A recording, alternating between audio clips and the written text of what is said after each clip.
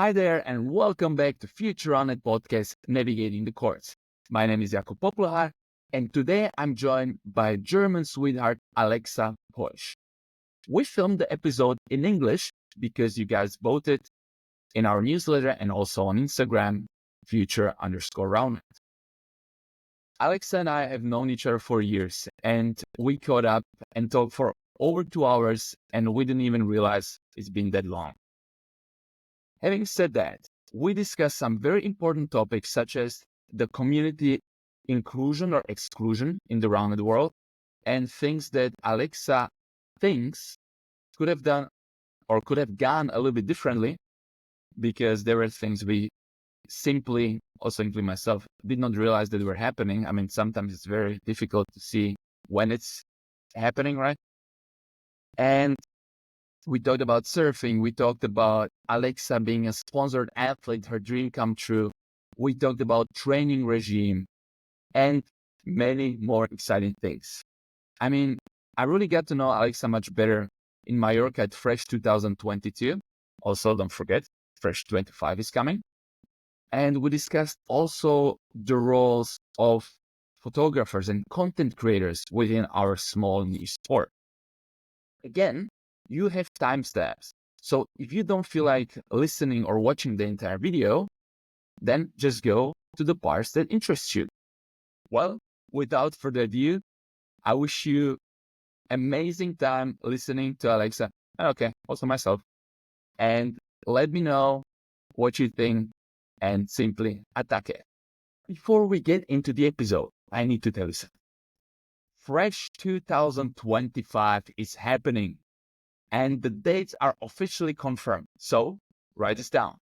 Week 1, training week, will start on the 2nd of March 2025, which is Sunday, and it's going to end on 9th or 10th of March, respectively. So Sunday or Monday, depending if you're playing tournament also on Sunday. Week 2, Relax and Recharge, formerly known as Party Safari, will start on the 7th of March, Friday, and it's going to last for a week till 14th of March, again, till Friday. Stay tuned to our Instagram and subscribe to our newsletter because as a newsletter subscriber, you will have a chance for early bird registration and you will also receive all the important information so you wouldn't miss the deadlines. Ataque. See you in Mallorca. By the way, when we speak about training, make sure to download and check out our coaching app. Simply type in Roundnet Coaching in App Store or Google Play Store and let us know what you think and what we can improve because I know personally there is still so much that we can do. So let us know.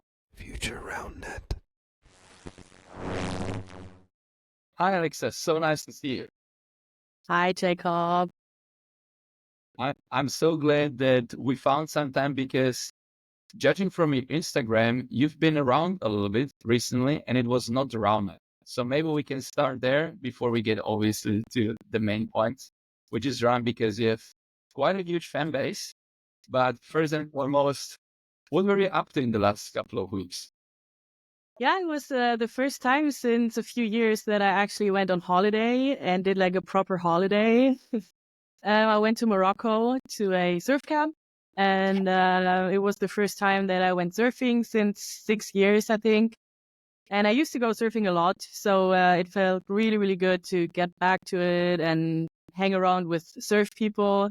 And it actually felt good to be outside the Roundnet bubble for a little. And yeah, Morocco is an insane country. Can definitely recommend it. And I got challenged by 2 surf instructors. They said they would destroy me in Roundnet, and we still have that challenge open. Okay, I hope you guys are listening because I think you're going to win. Bet a lot of money, and you're definitely going to win. And I'm not winking. Okay. So the surf community, I mean, people hear a lot of stereotypes, but what is your experience like? How are the surfers in Morocco? Because I suppose they are not only Moroccan, but a lot of internationals and a lot of Germans, right? Yeah, there were a lot of European people there. lot of Swiss people, a lot of Dutch people, and some Germans. And yeah, it was fun. Everyone enjoyed their holiday, and I had a really good time hanging out with them. But nothing can So, beat the Roundnet community, of course. yeah, I didn't want to ask like if you had to compare, but I've surfed quite a fair bit. I lived in Australia, so how good of a surfer are you? It's a difficult question, but you're always surfing a lot, or what kind of waves? What is the height of the waves? What was your take? I used to surf a lot when I lived in New Zealand, like 10 years ago. And then I worked in surf camps in France. So I spent like 5 summers in France. So I could surf quite okay-ish, I think. But now I got washed pretty badly the first 2 3 days. I had to take a lot from the waves, and I was in a lot of washing machines. Oh But I yeah, want to say my favorite kind of waves, I don't know, like shoulder high, clean, and yeah, but that was a long time ago. My holiday now was just to get back to it, and it was fun. for people who are not aware, I mean, not aware of surfing, but who don't know what is a washing machine. When a surfer says, "Okay, I've been to a washing machine," because I think a lot of people can get this idea, like, okay, what the hell is she talking about? Yeah, when you wipe out on a wave, so when you mess up and you fall, and the wave just like washes you really, really badly, and you don't know where the bottom is, where the top is, and you just get washed. And after you like come to the surface, and there's like water coming out of your nose, your ears, your mouth, and it's just yeah, like a washing machine. Yeah, it's like sometimes I remember once, and then I got snuck back in straight away. It's like, boom, again, and And then then you next go. wave. Yeah, I must say, hands down, surfing is the most challenging sport that I've ever tried, and I've tried a lot of sports. Like maybe sort of kite surfing or windsurfing. I've tried almost everything. Yeah. Mhm. Yeah. So, A lot of people underestimate surfing. And also you have to understand the water movements. Like when you enter the water, there's like super strong currents, and a lot of people don't expect that. Like everybody thinks, oh, just hop on that board and like, get barreled, but it's definitely not that. yeah, because what I found challenging the most is also the mindset, because you can be out there for 2 3 hours. You're literally getting your ass beaten every single time, and then you stand up for 2 seconds. You're like, oh, so worth it, right? But then like the ratio, okay, how much fun am I having and how much I'm suffering? I mean, that's a pretty tough one, right? I mean, from Hmm. your experience, how long does it take people to really get a hold of surfing if they do it intensively? You as a teacher. Like there's just different kinds of people, just like you're on it. So there's people who pick it up super quickly, and then there's people who are just hopeless. But I remember my longest session was like 6 hours in New Zealand, and I had like 3 waves. So you just sit there Oh, sure. and just yeah, let the time pass by. But hi, I think after like 2 weeks, people can like have fun in the water and yeah, enjoy surfing. I guess 2 weeks. I've heard also 6 weeks and going out twice a day in the morning. Depends on how good you want to be, right? But as Mhm. someone wise said, the best surfer out there is the one having the most fun. Um, it always depends on your mindset. Yeah, you know who you're talking to. I'm like, I'm not buying. I'm not buying. And Yeah. this may have been an issue in Roundnet from time to time, yeah, because oh, it doesn't matter, we'll win. We just want to have fun. Like, no, not me. Well, No, you're talking to the right person, I think. you're right. I mean, that is a great segue, of course, when we are already talking about Roundnet the mindset, because surfing mindset is very different than you have in the real life and then also in the Roundnet community. But if I remember correctly, you've discovered Roundnet because that was actually one of the fan questions. When did you start playing? You discovered it in a surf game, right? Can you tell us a little bit more about the first experience with this yellow ball, which usually Mhm. Yeah, I think it was in 2016 when I was in France in the surf camp, and they had this one net there, and I was curious what that is because like every sport there is, I'm super curious and I want to try it out. And then one guy knew how to play, and we just like put the balls on the net. I think we're even like 3 people.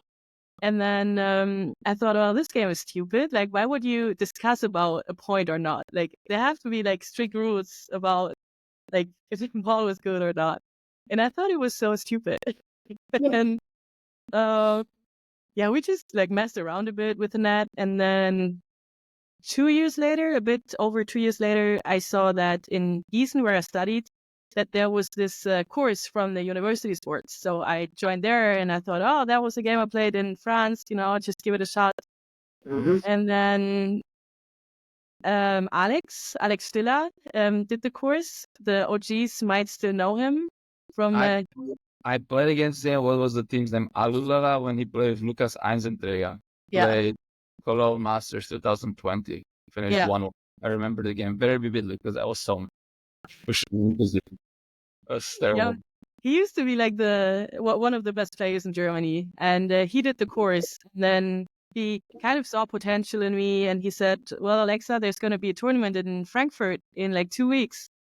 And I signed you up and just choose a partner and you'll go there. And I thought, oh, well, that's a bit quick, like two weeks in.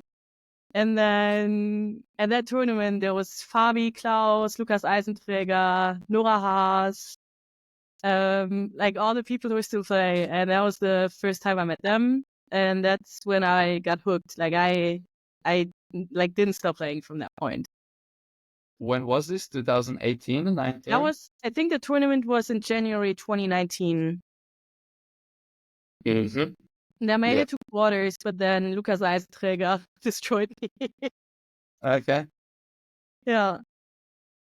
Yeah, it's been very good from very beginning. Yeah, for sure. But I also remember the first games we had. It was a lot of fun. Yeah. You just get humbled really quickly when you play against him. The first time I played against him, we actually won. It was mixed. And then won again. Actually, had a pretty till 2022, like great head-to-head, but also great partners like Tenra and Ravi Kandula. Oh, okay, very good. And then he got really, really good. I was like, okay, this is going to be more difficult. And 2023 is like, okay, bye-bye. That ship has sailed for most of Europe anyway, and the world, but it's obviously a completely different topic. Yeah. Okay, so you started 2018, 2019. And then somehow you made your way all the way to the top of German Roundnet and also European Roundnet, especially in the mixed division. But also, like, for example, Riga, you finished second. No, you won Riga 2022. Yeah. Yes. Yeah. Yes, with Saskia, you won. You were in the finals of the Euros as well. So how can someone who just starting out can become so good? What is the recipe? Is there a shortcut? Well, I think practice is a big part of it. I don't know. I felt like I was at the right time, at the right place. Because the second tournament I played was with Kevin from Gießen, and we played in Hameln.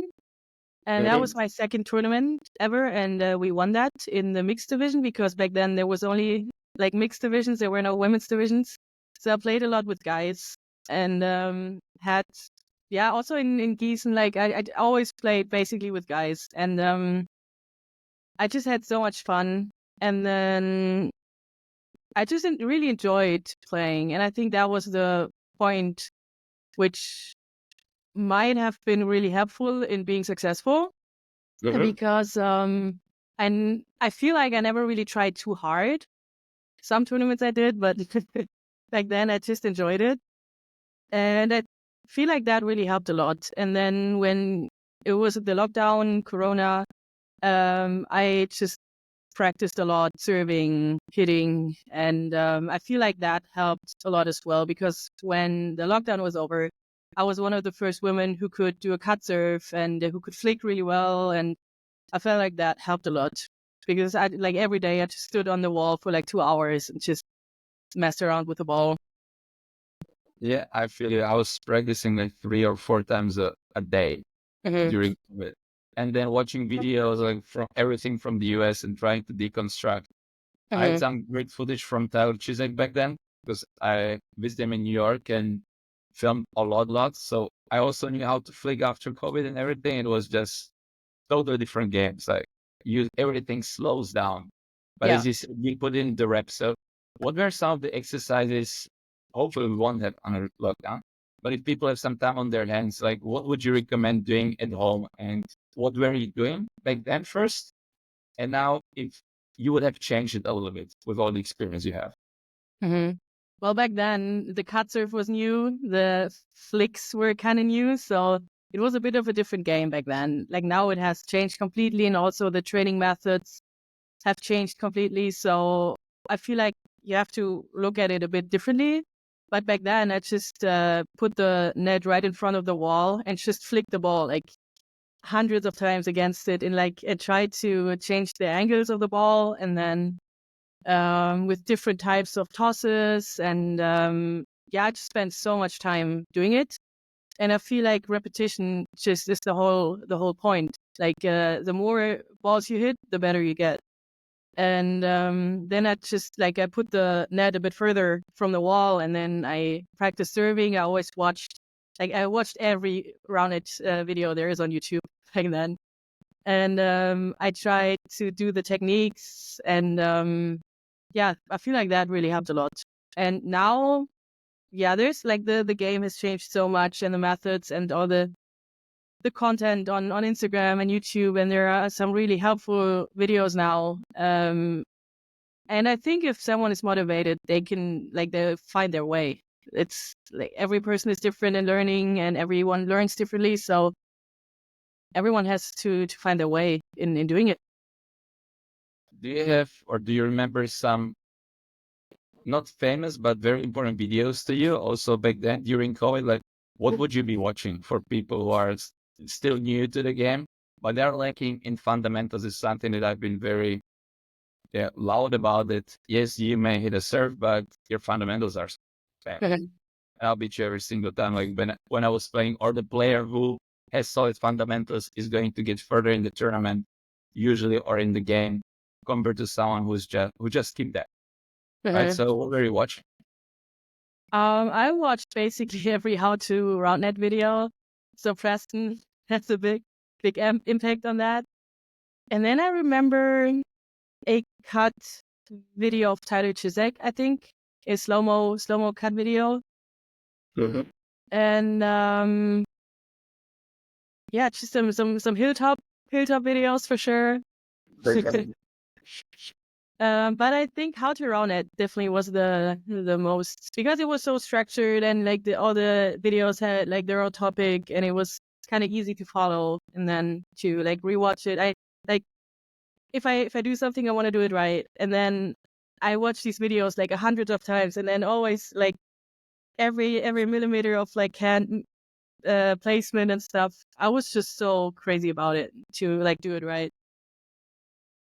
And how did it feel then actually see Preston in real life? Those Paris. It was fun. We played pickup the Friday before, and Paris is still like one of my favorite tournaments because I went there and I just felt great. You know, it was one of those tournaments where you just, I don't know, I had this feeling in my hand, and this whole weekend my cut was the best cut I've ever had in my life. Like my cut has never been better than in Paris. And I remember playing Preston on pickup, and I did a cut on him. And he said, no, like that cut can't be legal because it was too wide. and, and he was like a bit weird about it because my cut was so wide. And I don't know what happened that weekend, but my cut was just insane. And I'm still looking for it. 3 years later, I'm still looking for it. But and then he served on me, and he just aced the shit out of me. He was like destroying me. And then we played on Sunday in Coed, and we played against each other. And the first set, he destroyed us. I played with Paul. He played with Nora. And he destroyed us. And then we won against him. And that felt kind of cool to win like against someone who kind of taught you the game. But it also feels a bit like special because you wouldn't be there without him. So I was really thankful actually for him and for what he's done for the sport. Yeah, I can definitely cannot argue there because I played with him on Saturday. Mm-hmm. It was a dream come true. And we also played in, I played with Katie Pearson now, two-world champion. She won almost everything. Won now Katie well. With her Coed against Preston and Nora, it was also so much fun. Mm-hmm. Yeah, Preston was injured back then. He came off Achilles heel injury, but still he was the best player in the tournament, arguably, even with the injured at the time, 2022. It was the first time that Lucas and Paul, yes, played on a big European scene, and Lucas had to forfeit the game. But yeah, I mean, when you see your role model, kinda, like, I wouldn't have learned so much without Preston. And I believe the majority of people nowadays who are successful in Roundnet have started around that time, and how to run it really elevated the entire sport. Like, I Mm-hmm. don't think there has been anything like it. And I'll Yeah, for forever sure. be grateful for that. And actually, I got to meet Preston on more occasions also in the US or in 2019. And he's such a cool guy. I just like him so much. He's so down to earth. You would think that he would be arrogant because sometimes he comes across in the videos. But no, I was so surprised. This guy is so humble, and he just speaks his mind, and something I really appreciate. It does not make you popular all the time, Yeah. or some people are like, oh yeah, I don't know, I don't like the guy. But Oh, I he had the really, best hanging out with him. He was so fun hanging out. right? I mean, Yeah. just a genuine super nice person. Yeah. And who single-handedly also, rather as the video editor, like elevated the game, and we'll see where it goes because he's out. I mean, he played recently actually without she's played a tournament, but about the rules and the evolution of the game because he understands it. And I think we should pick up even more of his brain if we can, because he got out there. So yeah, you beat your role model, you could say, right? Let's go. Yeah, Paul, because I played with Paul. Like whenever I play with Paul, it's like everything is possible. How did that partnership come to life? That's a bit of a funny story because Oh, I don't know. I've told that story like so many times, but it's just too funny. We first played against each other in 2019, and it was a co-ed an open tournament. But I played with Alex, and he played with Yo-Yo, which was his co-ed partner back then. And we played against each other, and I just felt like Paul was so weird, and I hated him for like 2 years. Like we didn't have a good time on the net. Then um, this game was about like who the best co-ed team there is, and I don't know, the vibe just wasn't there. And then I didn't really talk to him since like 2 years because then COVID, and like there was like 1 year where like no one saw each other, and then yeah, 2 years went by, and I just didn't like him. And then there was this tournament in Leipzig, which was one of the first tournaments after COVID. And I think it was the first tournament he played with Lukas Eisenträger. And I played with the Felix Bernhofer. And I don't know, we started talking, and I thought, oh, this guy is kind of fun. And then like that night we had the best night ever, and like dancing around, playing beer pong. And we clicked. And then that weekend we said, oh, let's play a tournament together sometime. And then we played like two weeks later in Freiburg at a tournament, which we won. And after that, we played many tournaments. I think that was in 2020. So that's 4 years ago. And he just became a really, really good friend and really close person to me, which you might have seen at Worlds on how much I cried for him winning Worlds. And yeah, it's just a funny relationship with him. I didn't talk to him for 2 years. Thought he was, you're honest, and that is something that we people do, right? And not only in running, but in general, we just assume this person is like this and that because I mean, we come in contact with so many people every day, like usually, right? If you're not stuck at home or working from home all the time, and then once you actually get to know someone a little bit better, like completely changes everything. Mhm. I had situations like this as well in the past, where I started to ask myself, okay, with what people did I make this mistake or this assumption, and why didn't I pursue it a little bit more, right? And then you actually start talking, and you say, okay, this is actually a very nice person. And we have something in common. It's not just being an idiot on the field or off the field, someone completely else.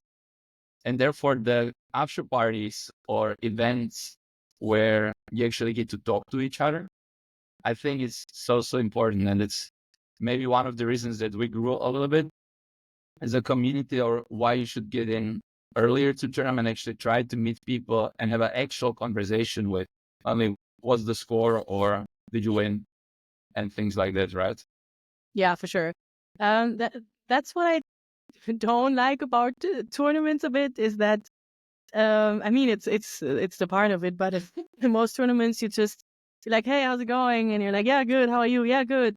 And that was about it. What you talk to that person the whole weekend, and that's why I really enjoyed, like coming to the tournament on Friday and then like sleep over at someone's house and hang out, and then try to like go for dinner together. And that's when you really click with people, and that's when you actually get to know the people, because there's so many people who are so different in game and like outside of the game. And there's quite a few people which I love hanging out with, and they're like one of my best friends, but I hate playing against them because the vibe is different, and it just makes such a big difference, like to actually get to know the people and to know how they feel and why maybe they act like that during the game. And some people can't really deal with pressure on themselves, and they're like a different person.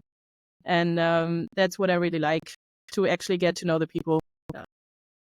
What were maybe some of the biggest misconceptions that you had? You don't have to say the name, but about a person that you actually then got to know much better during an event or later on, where you're like, okay, this is actually really cool, and you're still hanging out instead of. I mean, there for sure have been some people like that. I don't even remember like one specific person right now, but I'm pretty sure that I was surprised quite a couple of times on how cool people are, or when we hung out at like in Mallorca at Fresh, that you actually get to know people better and then have a good conversation, maybe about something like life goals or anything like that, or mental health, and you just realize that this person is like deeper, or has like deeper feelings than you thought that person would have. And that was like, I had that surprise quite a couple of times. Okay. And I mean, I'm looking at it right now because you mentioned Fresh, you mentioned Mallorca, and I think this is one of the warmest messages I've ever gotten. But before I read, because it's in German, like, how was the first Mallorca? It was 2022 for it, Yeah. because you said you didn't know anyone, and or you had zero expectations coming in, Mhm. because they're okay, this is going to be happening. We stayed on a couple of villas, but can you walk us for people who haven't been there? Because it has changed now, of course, with hotels and a bit more of structure because of the sheer amount of people attending. But how was it for your personal experience? Because it was also the first major European experience, I would suppose, for you. Yeah. It was wild. um, we, I mean, we were like 16 people in a house, which was made for like six. No, it's not different. We were way too many people for this house. And I remember it was the first time I met Buddy. And yeah, we just instantly clicked, and we had a good time together. And then it was so much fun hanging out with like all different kinds of people. I don't even remember who was in that house. I remember Benny, Nelson, Danny, Megan. But then, that's what, I, oh, I mean, very forgettable. yeah. There we have the two Italian. We had the famous Italians, and also Dominic was there, I believe, with with two Czechs. Then Mm-hmm. Oh my gosh. also meeting the legend himself first time. Yeah. Marcus was Buddy, who slept also on the floor. Mm-hmm. Yeah, I He was remember. I remember going to the bathroom at night and I had to step over like Buddy, over like just some, you're like, oh, sorry, keep sleeping. And you had to like climb over them. And yeah, that house was disgusting. Like the floor was just so sticky. And but it was a great time. It was definitely a great time. And then that after party with the Belgians, I remember that Wout and Davy, Yasha were there. And that was fun. That was a big fun. And now, like, it definitely has improved a lot. Staying in the hotels and like having more personal space in in Mallorca. But it was definitely always a great time. Yeah, I believe it really brought us together because you couldn't escape. There was literally no place to go. I mean, you could go outside, but in the night it was cold, right? So Mhm. actually, we had to talk to each other, and we had to clean up together, and we cooked together, which was so much fun. But of course, it was a lot of work, or much more work, right? I mean, MVP Chris, still of our villa, at least, would go do the grocery shopping, and then, I mean, there's still so many funny videos of just like dancing around in the kitchen. Oh, I Because still when have a lot of videos from that day, and some which are not made for the public. but that's it, guys. You want to go and create memories, right? As Yeah, long as it's fine. And if you're coming to America next year, then please be nice. It's also very important, but that's a different topic. Yeah, I was always nice. I never caused trouble. You know that that. that is true. I know. So you're always invited. Automatic renewable and a subscription for each year. And I do highlight reels. No, like you 100% like right now, because your videos, when I feel bad sometimes or down, I just watch the first Mario Kart. Second, I'm conditioned to this song from One Republic, Sunshine. Yeah, And that I'm getting goosebumps just by thinking. I was like, wow. every time I hear that song, I have to think of that reel because I remember cutting it and like watching it and releasing it on Instagram because I had that like my Roundnet account pretty new by then. And it was one of my first reels which I uploaded. And people were just so hyped about it. And I was so glad people liked it. And like whenever I hear that song, I have to think about people like dancing, warming up. And yeah, it was that was good times for sure. It's interesting how the psychology works, right? I mean, we can also get into detail with the conditioning and everything. I use the song. I love to use it for warm-ups, but I don't want to use it every time. I mean, I used it last year when we had a big group warm-up at the training camp, because it just brings so many emotions. And I think if you do it, like hear it more often, it loses effect a little bit. For sure. But no, I mean, how did you become so good at editing videos? Because you started doing it, and what motivated you to do that? Was it more for you? You want memory? I never really like learned how to edit, and that was like one of the first videos which I ever edited in my life, just like on my iPhone in the Instagram app. And yeah, I had no idea how to do something. And I always enjoyed taking pictures, and I used to have like a big Spiegelreflexkamera. What? Um, yeah, Good like a camera. big With yeah, good like camera. a good camera back then. And I used to take a lot of pictures, and I just really enjoy creating memories. I always did like photo albums, and I really enjoy making memories last for a long time. And Mm-hmm. I actually what I did was because I really liked that reel I did from Mallorca the first time, and it was like the first reel I ever did. So from like a lot of travels now and from a lot of trips, I always do this little reel because it just brings like my emotions and my thoughts with it. And whenever I watch a reel, it just makes me like think of all the nice moments. And then I don't know, I just love watching videos. I like videos way more than pictures because I feel like it transports the vibe better than just a picture. And that just yeah, I really enjoy doing it. So what I'll deconstruct you for you guys, our dear listeners, is you're literally, Alexa, changing your state by watching such a good videos that really evoke emotional experience within you. And I think that is such a smart strategy because all of times now we are not feeling good. It can be work, it can be anything. You're just sitting down and dumb scrolling. But then if you actually watch something that sparks emotion in you, I mean, also, and then you move, you feel just better. Just like thinking about it, you subconsciously start smiling. The entire time you were telling the stories, you were just smiling from ear to ear, which is amazing. So if this is something that works for you, and I mean, it works for me, and I love your videos, so please keep doing them. Yes. Thank you. But no, 100% also, like, it's just because that is, I believe, originally what Instagram is for, right? To spread joy, not all the negativity that we are conflicted on daily basis. Mhm. And can you tell us about the Coed tournament at the first Mallorca?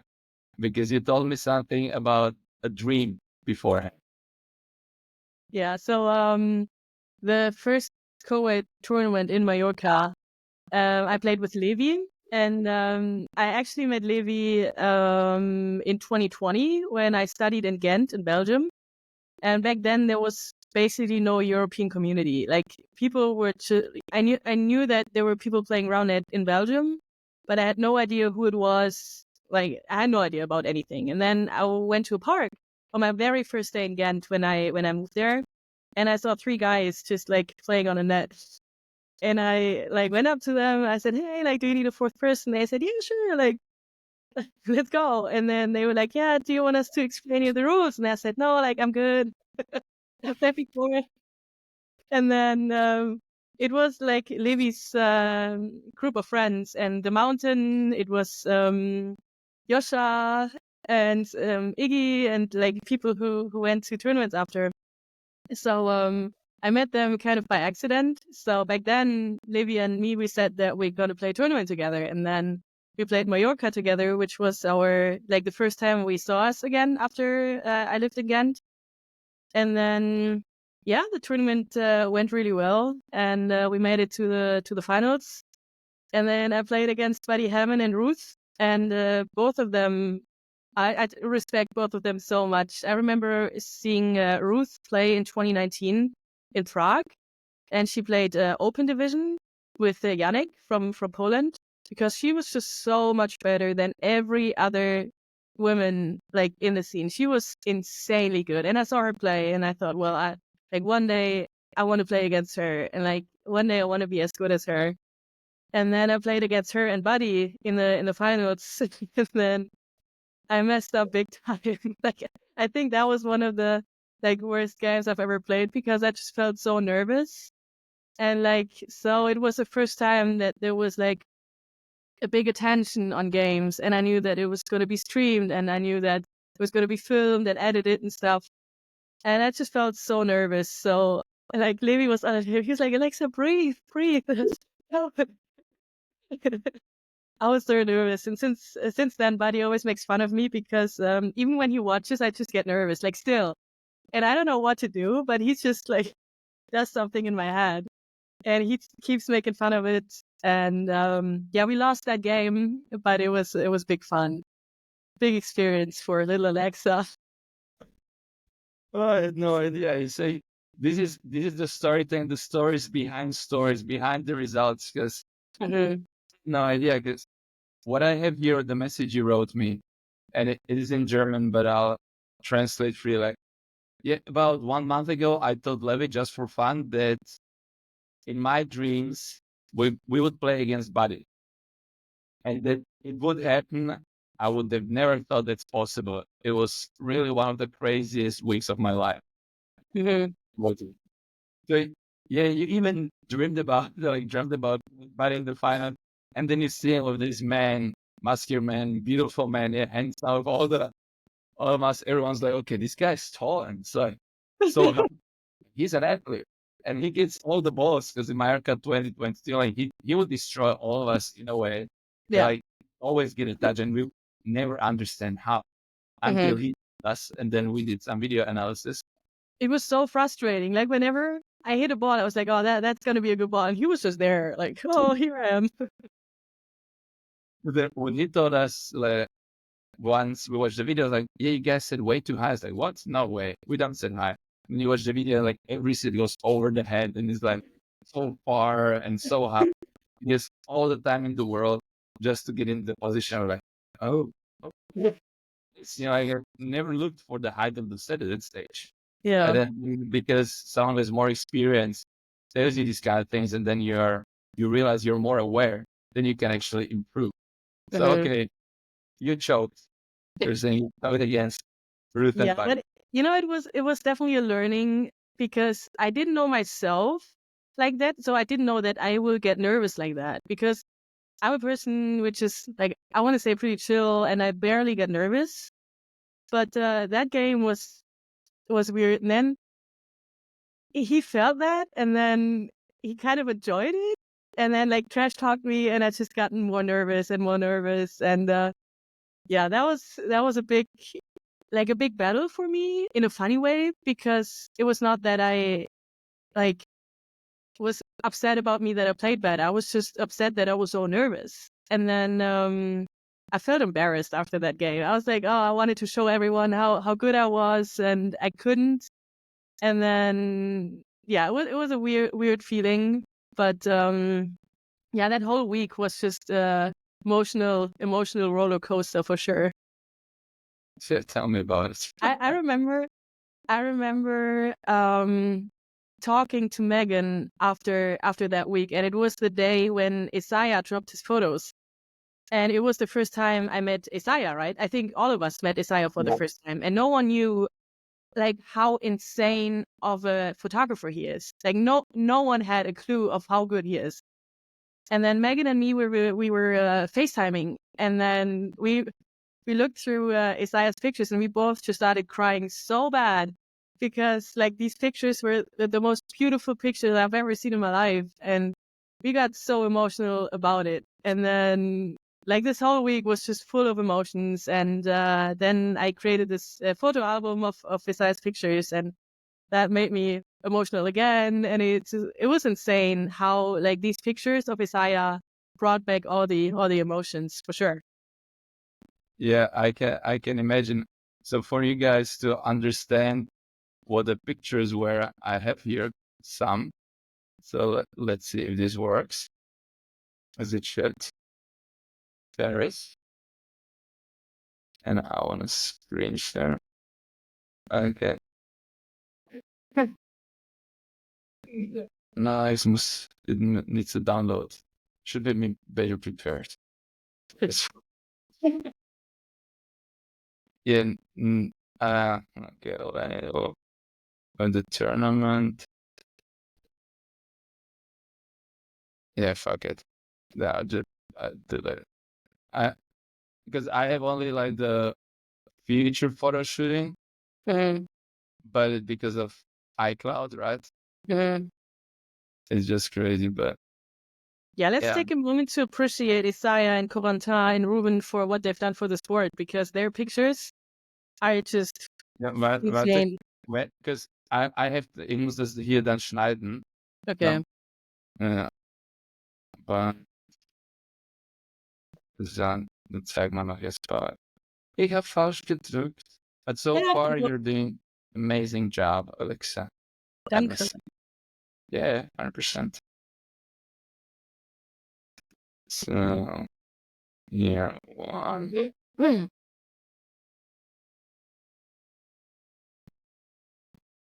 That's Buddy.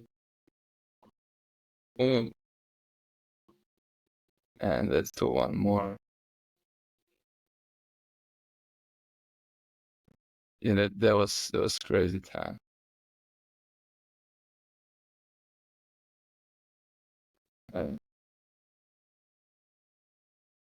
So let me just Paris. Are we there? And I remember Paris was the first time Corentin took pictures, and I had no idea who that was. I just saw these insane pictures after.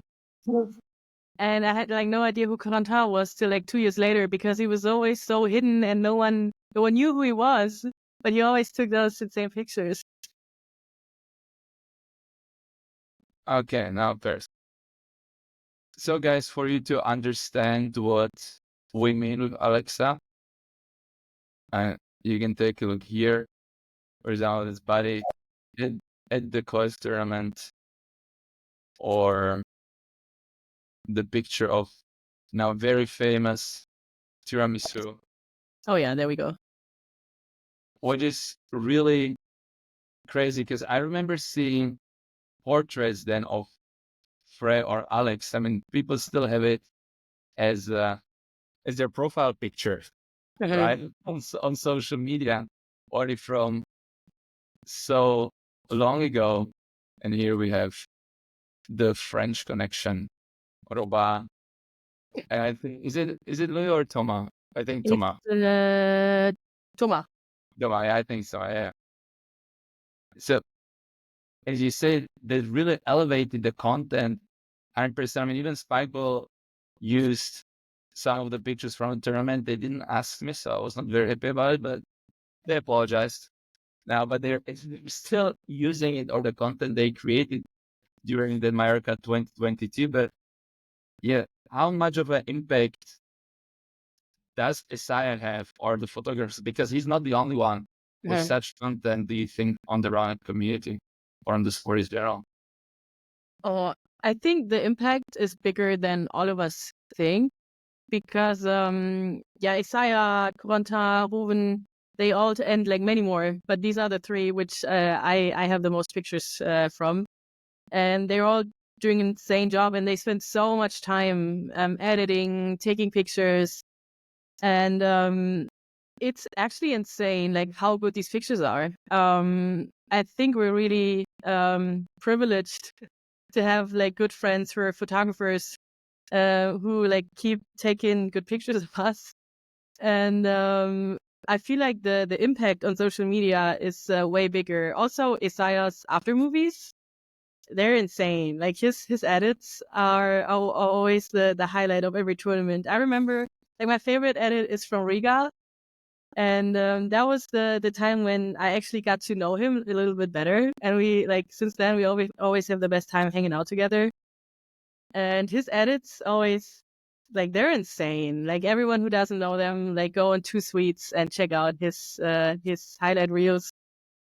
They're insane, and they just transport so much fun and joy and just the vibe so well. And I feel like that helps a lot for the community.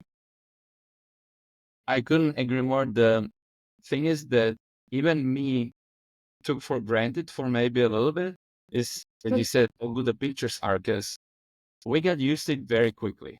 Okay, we're gonna go to a tournament, we're gonna get into bracket, whatever, we're gonna have amazing pictures, right?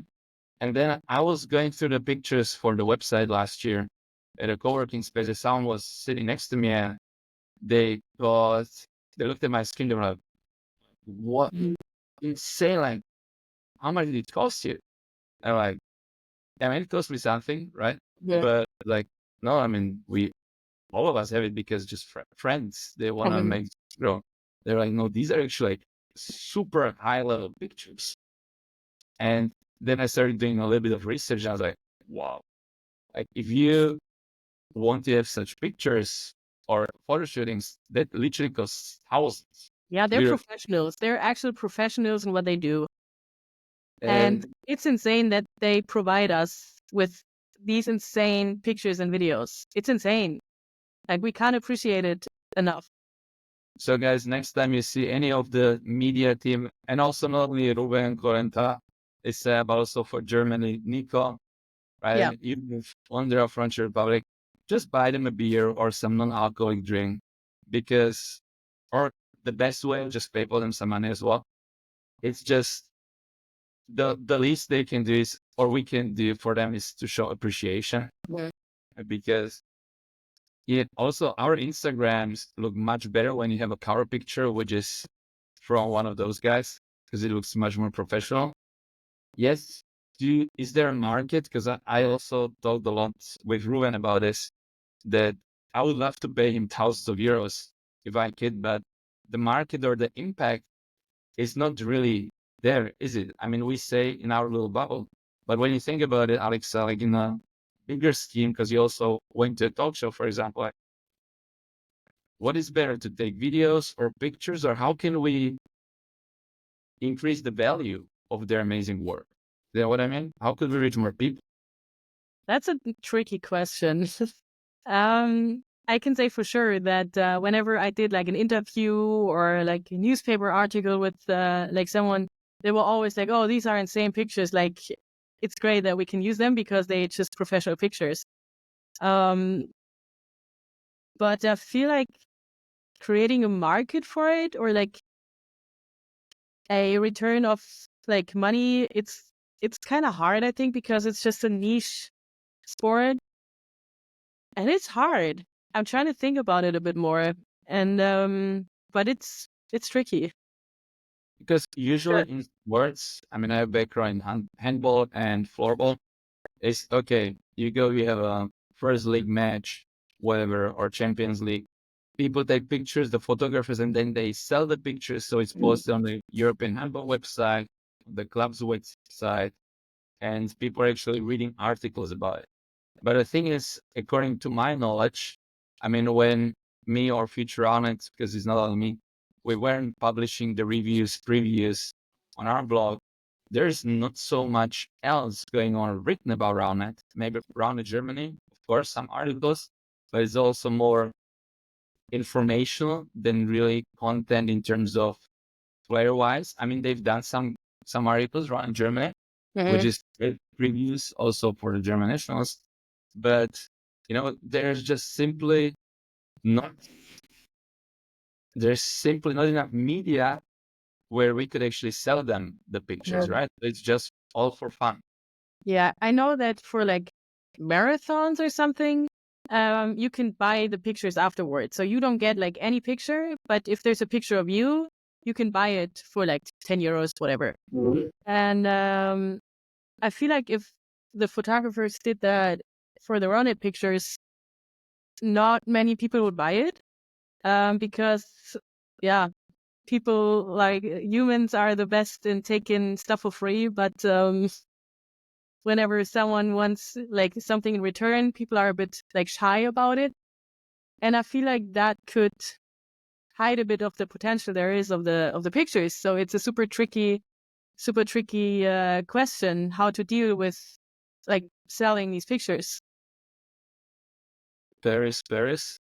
Kurze Sache, wenn du sprichst, du hast Yeah. jetzt, ja, nur, dass du es weißt. Ja, okay. Und Madrid, we're back.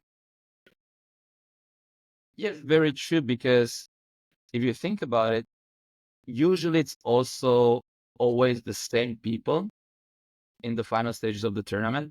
So Laura and Nelson, they have gazillion amazing pictures. And they are not very motivated because they don't use those pictures as much to pay, first and foremost. Second of all, because I had these conversations with Issa, with Ruan, with Colenta, if you're not even wearing the same jerseys, it doesn't look good on the pictures, right? So if you have contender advanced teams, at least dress nicer. So then the photographers could take picture of you. But do you think the ship has sailed there? Because now trying to teach people, okay, you need to pay for pictures is it's a little bit difficult, isn't it? Yeah, I don't really know like how to answer to that question because I can understand like every point of pros and cons about selling it. Yeah. And it's just super hard to find a solution which suits everyone. Yeah, I don't think there is such solution, right? I mean, there are always going to be some part of people who are not very happy about Mhm. certain things. But this brings us to the topic that I also want to discuss and get your opinion on is money around it, because you've spent a lot of money traveling, going, and some people say it's very expensive. Whereas on the other hand, tournaments in Germany are very, very cheap for what you get. And I just want to know, what do you think about it? Because Germany, people got very, very spoiled, in my opinion, when it comes to prices and fees for the tournaments. And then there's simply very little money in the sport because the tournaments still do make money, but it's not a lot, right? Yeah, it's a tough question. Whenever people who have nothing to do with Roundnet, they're like, yeah, so how much do you make for playing? And I'm like, well, minus €1,000 every month. And I think in Germany we're privileged with like a super good tournament infrastructure. And yeah, I think people love the sport way too much. So people are willing to like spend money on it. And like if you want to go to like every European tournament and play all the STS tournaments and like all of those, it's just expensive. Like it's crazy. And it's insane how much money people spend on tournaments. And I feel like if the sport wants to grow, there has to be a solution for it. I mean, prize money is nice. Like in Germany, we barely do prize money. I think for nationals, there was like a €300 prize money for first place. So that is €150 per player for the first place.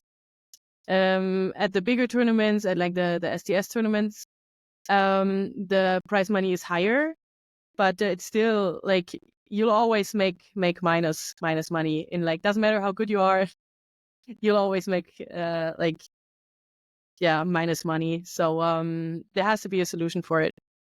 Yeah, we refuted this information with Buddy Hammond, where I asked him, Buddy, do you agree or do you confirm there are no Roundnet professionals as the former world champion and winner of multiple tournaments? He's like, yeah, because he recalled the story from the Philippines. They thought that he was making millions, like in the NBA, professional Roundnet player, bigger than life.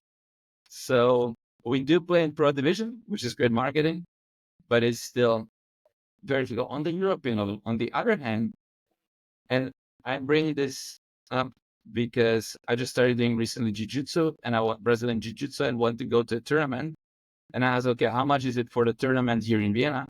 So they have €50 or 65. And I was like, okay, for one person, obviously. And I asked, how many matches or fights will I get? Maximum or minimum? 2. So you get like 5-minute rounds. That's it. I was like, okay, so actually for 10-15 minutes, theoretically, I would pay €65.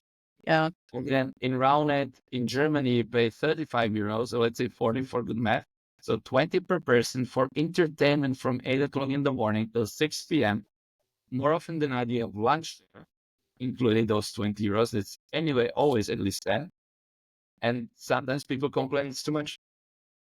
Yeah, I feel like, so I've done a lot of different sports, and like every sport you do and every passion you have to spend money on it. And my former flatmate, she was like a semi-professional cyclist.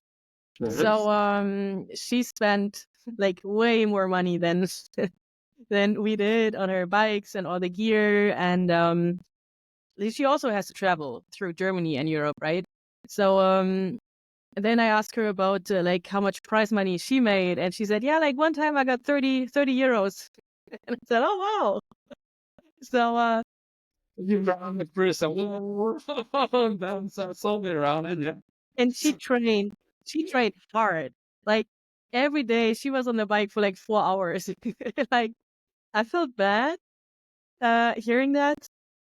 And we can't complain because it's still such a small sport. But I think there's also quite a few people who can't go to every tournament they want because of financial issues. And if you have a passion, you'll have to pay for it, I guess. Yeah. And honestly, I think at least within Germany, Austria, amazing countries, really for people, Western world or Western Europe. I mean, I don't think there is an excuse because you can have a job, you can have a part-time job, you make very good money as a student or like for little jobs, and you can save, and then you just couch surf or create someone else's place. So it's very possible, but you have to try a little bit harder.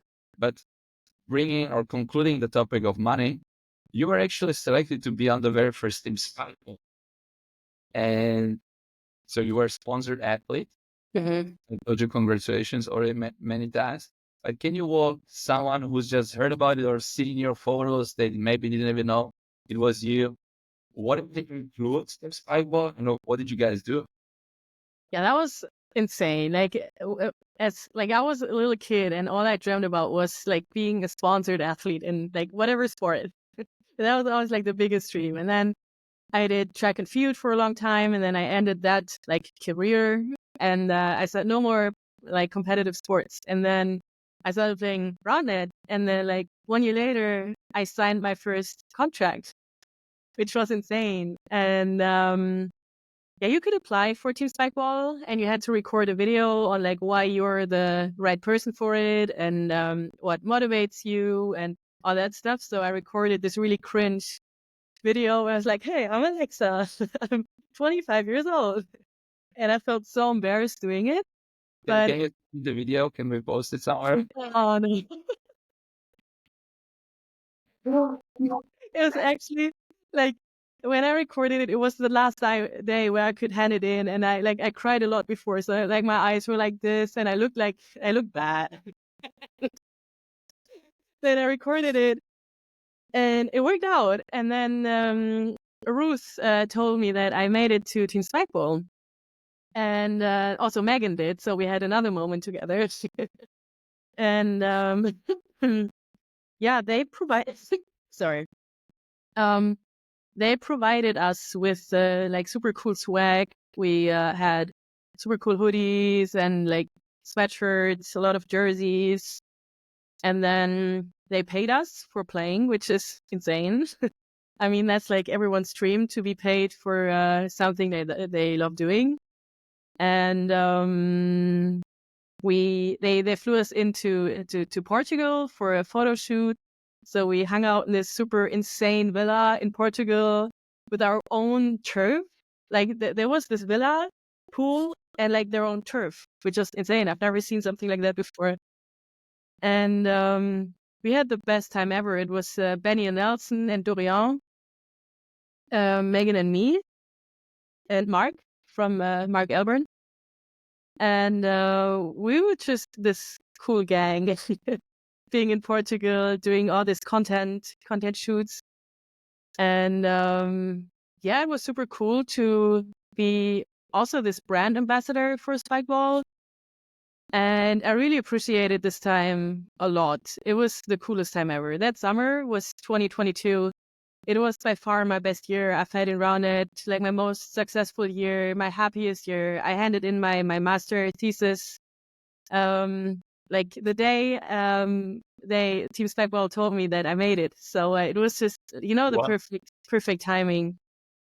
And I feel like summer 2022 was by far the best summer I've ever had, with all the opportunities it gave me. And it was insane. And of course, at the end of summer 2022, there was the very first World Championship, right? Yeah. Can you walk us through it there? Because we recently had the second edition, but the first World. You've seen a lot of people you know from Mallorca or actually been traveling to, or we've been traveling to all over Europe that year. But how was it for you?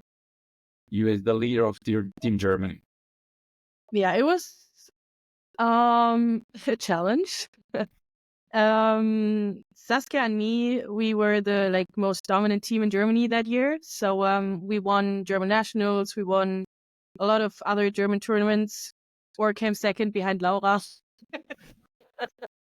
um yeah, going into Worlds, we felt a lot of pressure on us because back then there were 3 women's teams, not 5 like it was now, but it was 3 women's teams. And then in the individual tournament, we had a tough bracket. Also, our group was tough, so our point difference was like worse than the other Germans teams, and so we had a tough bracket. And then we lost, I think, in a round of 16, and we definitely had higher goals, so it was a bit disappointing. And then we were seeded the 3rd German team, but we came there being first seeded German team, but then after the individual tournament, we were seeded 3rd, and that was tough, like dealing with it, that you didn't deliver your best game on the like most important tournament of the season.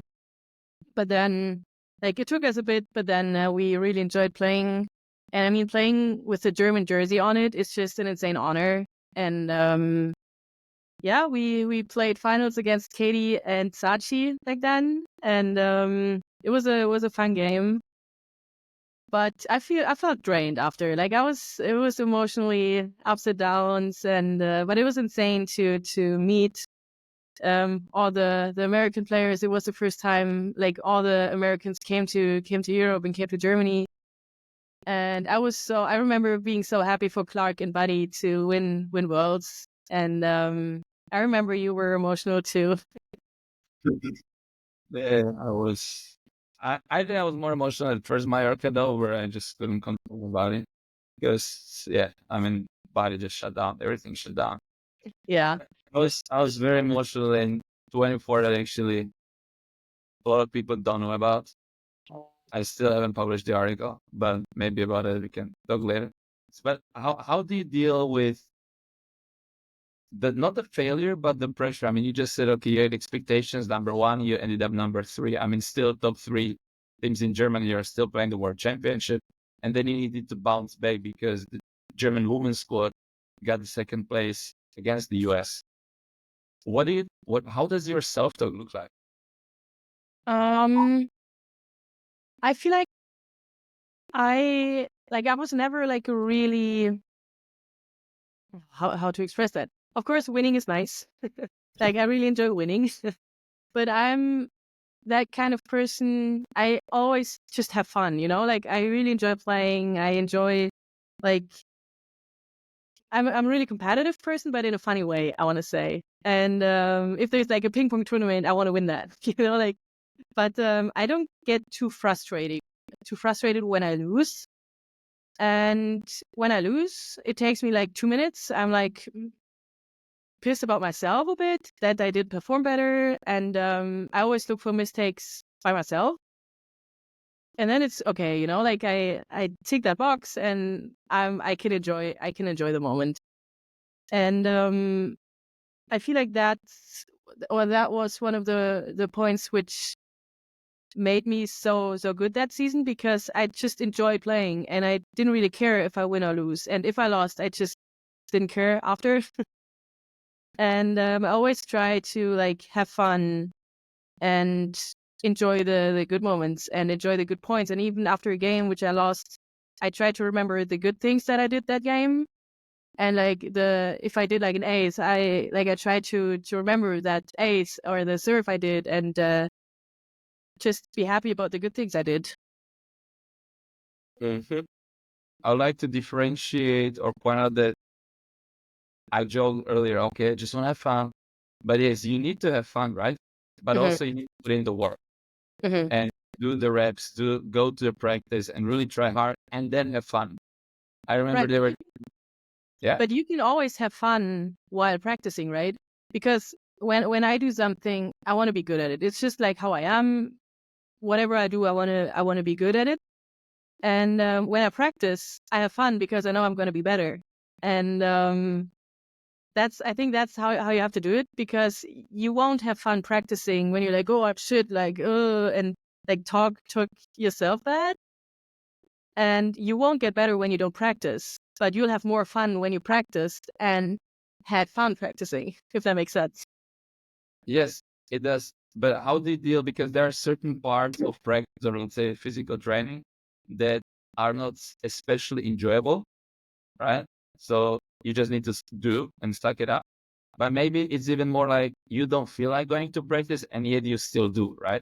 Because there's a difference between hobby sporters, so someone who's just leisurely playing sport, is someone who's striving to be a professional or take it as a professional sport, even though a game like Roundnet is still niche sport, so it's not professional, but you want to do it in a professional way, right? So Yeah. like, what are the differences, you know?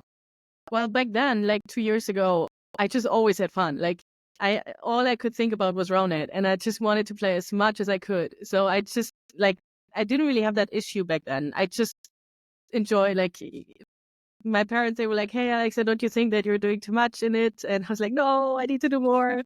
And I just really enjoy doing it.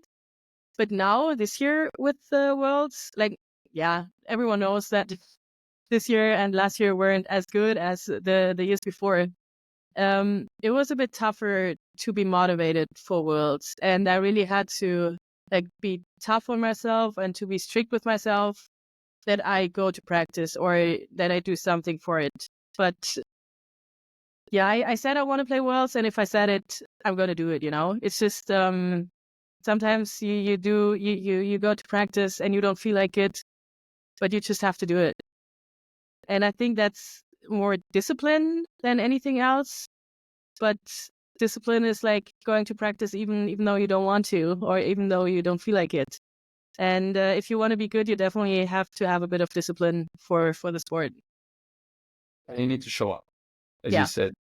I think showing up is, people say sometimes 80% because most people don't show up.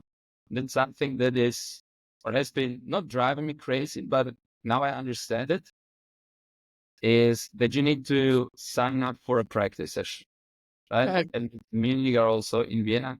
Okay, I need to say that I'm going to practice.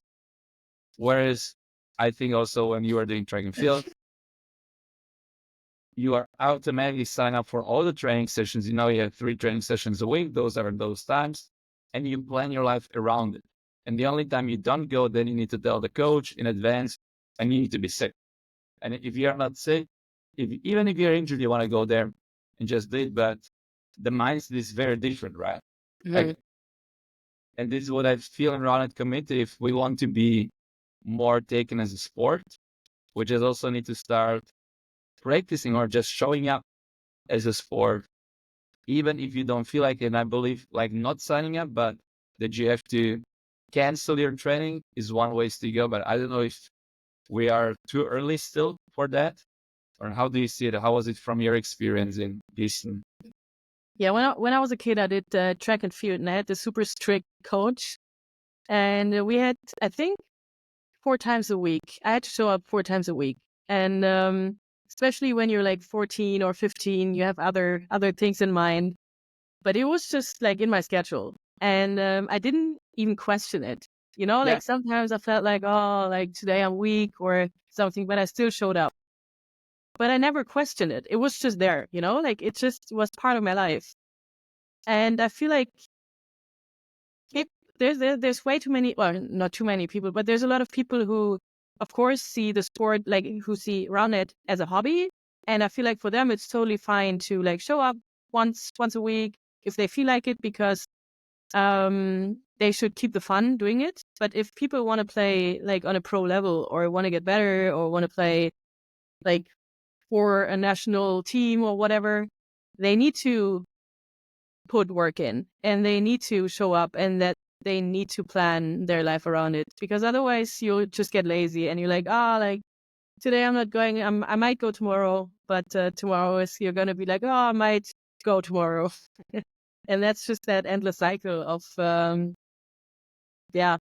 being lazy and not having but like every pro sport there is in the world, you'll have to have a lot of discipline with yourself, and sometimes you have to be hard on yourself, and sometimes that really sucks, but you won't be successful if you just be lazy. You said that 23 and 24 were much more difficult also to stay motivated, and also from the results wise, if you look at the results that you achieved, I mean, I know there were also some injuries that you had, which are frustrating, but what do you think has changed, like within you, but also in the scene, maybe in terms of competition, and especially in women's competition as well? Yeah, so at the end of 2022, I had this weird leg injury. So I tore a whole muscle in my leg. So I couldn't really walk for a few months, and it took more than I thought it would to get back to playing. And in that, like, I think I didn't play for like 4 or 5 months. And in that time, everyone else got so much better, and I didn't really get better. And the years before, I could always play because I had so much fun doing playing, and I practiced a lot. But then I realized that you actually have to practice to still be good. And I started working full time in January 2023. So that was also a big change in my life. then, and I felt like the community got way more competitive and their thinking got more competitive. And of course, it got bigger, so it wasn't that small little family anymore like it used to be back then. And it got bigger and a bit more like unpersonal. And yeah, people tried a bit too hard, I think. Like it's still so much fun, but compared to the years before, it got more competitive. If like that's my point of view, at least. You also played in the US recently. You went, I think, to California, right? Mhm. You played some tournaments there, correct? Yeah, I played 2022. I went to the championship in Texas. Yeah. And then I went back last year for like a summer tournament at Santa Cruz in California. And what are the differences, or what were the differences from your perspective? Because now, especially women's, we've seen it this year with Laura and Ines winning the SS championship, amazing success that are in the US compared to Europe. Because you mentioned unpersonal, something that also Ronya said earlier on the podcast. So how is it in the US then compared to Europe? I'm more unpersonal. We can. I mean, it sounded really like negative what I said about the European community, but compared to the years before, it was just that small family, and it's super nice that there's way more people now joining the scene. But yeah, in the US, you can't really compare the vibe from Europe to the US. I feel like in Europe, people are more happy for others as well if they win, or like they stick together much more. Um, and the whole, from what I've seen, especially in California, people come to the tournament to play, they play, and they leave. And they don't really hang out like as a community as much as we did. And it was fun. It was a fun tournament, but it was different for sure.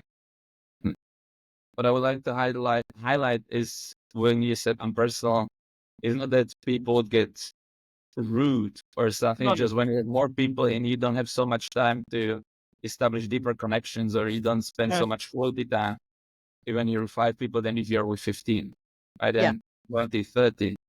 And what I found sometimes difficult is you don't want to be rude and you want to be with that person, then you actually end up in this big group.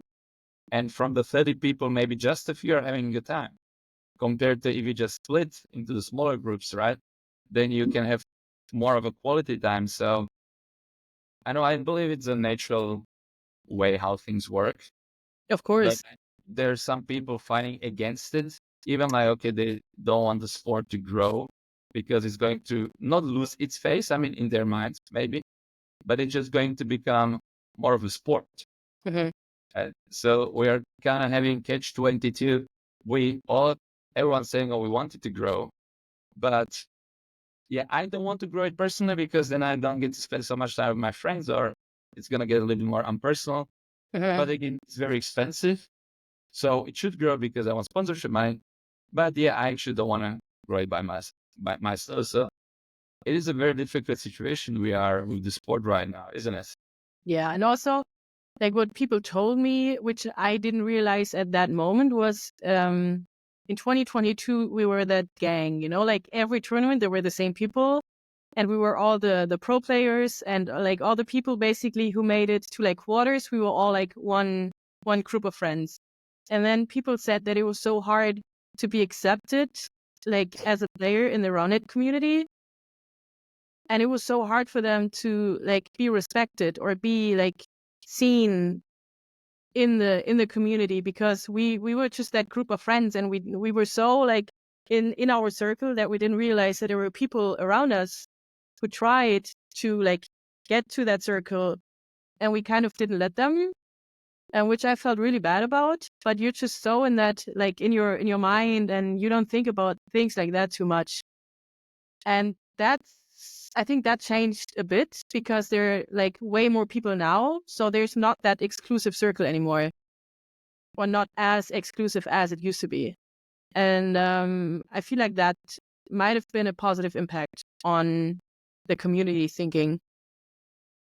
I also got that feedback after Fresh from some people. I mean, every year that it was very difficult to get into the groups. And I don't like when people say it's because of the level of playing, right? Because I believe, yes, to a certain degree, but I was also deconstructing this and reflecting on it. It's, if you think about it, this group of people of all the time quarterfinals, you would see each other every second, every third weekend, right? And you would spend simply more time together, so you become better friends. So if I spend so much time with someone else, we'll also probably become very good friends because we have that time. I know in 2021, I would see Benny Nelson almost every weekend or every other weekend. Like I would see them more often than my friends in Munich. Yeah, for During the sure. week, I would work like all the time. And then if you spend all the time on the weekend away with people also from different cities, then they are actually going to become your very good friends. And then get into it, like from outsider perspective, when we don't talk so much on a tournament, is of course much more difficult because, oh, I haven't seen you all week or 2 weeks. What's been up in your life, right? Mhm. You don't tend to maybe do or meet new people again, because it's again, oh, I finally see my friends, right? It's not like, oh, you're not a pro or you're not good enough, so we don't talk to you.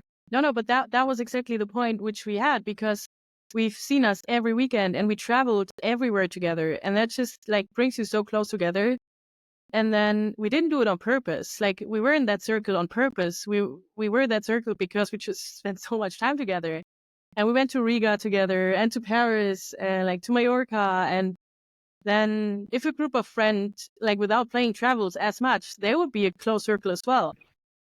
But it was kind of tough, and I really thought about it a long time after people told me that it was too exclusive and it was too hard for people to get into it, because we weren't really like sensitive for it. Yeah. Whereas in the US, for example, they're like, oh, contender players, you guys sit there, here are the pros or Yeah. premier. Like literally just big wall. I Yeah. was like, I was in the US first, Fred Hinkle took me under his wings and I got them premier. Okay, I could sit with the pros. Or premier, I was happy about it. But I felt proud because, okay, I had to earn it, right? But it was more from the sports perspective. It was not on the personal level. So when people always had this argument, oh, we should not do divisions that we had in Germany because we don't want to exclude people. I argued on the other hand, you're going to exclude people if you keep it all together because they're naturally going to build groups. Yeah. Whereas the intermediate people who just play from time to time have some usually or potentially much more in common with other intermediate people than with someone who practices 15 hours a week. Right. Someone was just playing 2 hours a week. And so I think there needs to be a fine balance. Struggling. Yeah, you feel now it's better because it got bigger and not everyone's traveling everywhere, right? Mhm. Yeah, like it. Well, what I meant was it got bigger, so there's not this super small exclusive circle in the middle, which is impossible to enter because there's like more small circles now because there's more people, and so more groups are forming, and more people are in the like in the pro division in the bracket. I mean, there were some surprises this season that there were like random teams showing up, and I feel like it got more equal on like the group of friends and hanging out together, and if that makes sense. Yeah. Yeah, absolutely. So let's go to year 23. You returned from the injury. You go to a couple of tournaments. The competition is more fierce, right? Mhm. Also women's. What do you find challenging more, like playing on the European level and also or in Germany? Because Germany has so many great women. And I always get the feedback. I always get a feedback from other people like, I just played this German tournament, completely random woman just beats tiramisu. Never heard of Mhm. her. How is that possible? Yeah, Germany did an insane job in pushing women's roundnet for sure. And I try to remember which tournaments I played. Last season, I went to Stockholm for like a European tournament, and I was really, really sick. So that was when my whole lung story started. and I played with Vinny and Paula. And in both tournaments, I had to cough like every point, and that was when my sickness started, which lasted from like May to November. So that was one of the reasons why I didn't play as much and didn't practice as much, because I just had to deal with my health. And that's why I also didn't play a lot of German tournaments, because I always had to recover, and I wanted to play the European Championship in Padua, which I made the team for, but then something else happened, so I couldn't go there. And it was a tough year for sure. Sport-wise, it was a tough year. Can you share? I mean, you don't need to if you don't want to. Yeah. What happened with Padua? You made the team. Yeah. Germany really competitive against only top, again, 3 teams in Germany. But somehow I was watching from far away because I moved to Montenegro for work. And I see there's no Alexa. My first thing was, oh no, there won't be an after movie. Oh my God, how can I relive it? But I'm not there like, frick. Yeah, But I was gonna play with Rezi, which I was super excited for.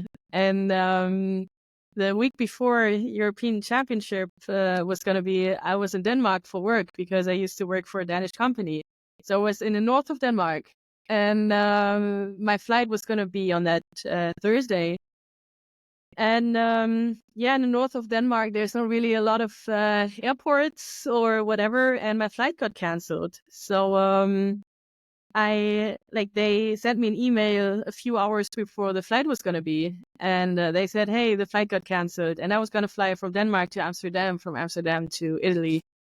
And then the first flight got canceled. So I was just stuck in the middle of Denmark, and which is obviously not close to Italy. And yeah, I was stuck there. And I couldn't really enjoy, like, it was like an after party of that work event. So I just sat there in my dress, just crying. I called Rezi. I was like, Rezi, I tried everything there is.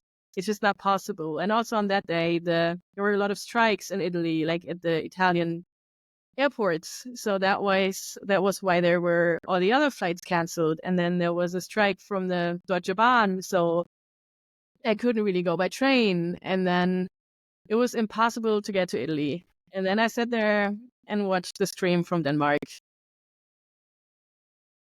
I So, yeah. cannot imagine what you're going through, or you were going through, because I just remember if I'm at the practice or when I was playing floorball, I could not watch my team playing without me playing when I was injured. Mhm. If I knew I made the team, especially national team, I also play for national team, and I just couldn't go from something like, I don't know, it's stoicism, right? It was It tough. was very tough, but Especially after that season, because I was so happy that I fought my way back, and it was super close if I make the team or not. And then I was really, really proud that I still made it because of like all the health issues I had. And I was just super happy when they announced that I was on the team. But then it was really frustrating to like be in Denmark and not in Italy at that time. I mean, you've demonstrated over and over again, like amazing mental resilience and also some mindset strategies. Where did you learn this? Are you reading books on self-improvement psychology, or how does someone become so good? I feel like my biggest strength was always that I always had fun in everything I did. And I never really I trusted my skills. So in like back in the days when I still won tournaments,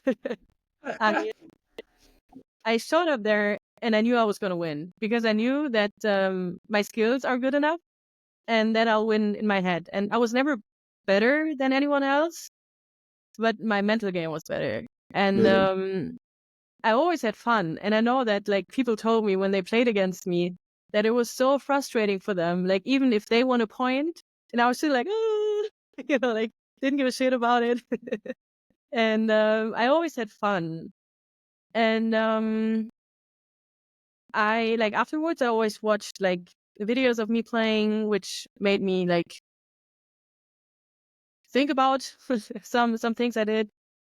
And I always try to improve my mental game. I do read some books on mental strength, but I didn't really back then. But now I try to like be more reflective on things and reflect more. And What are you always. reading?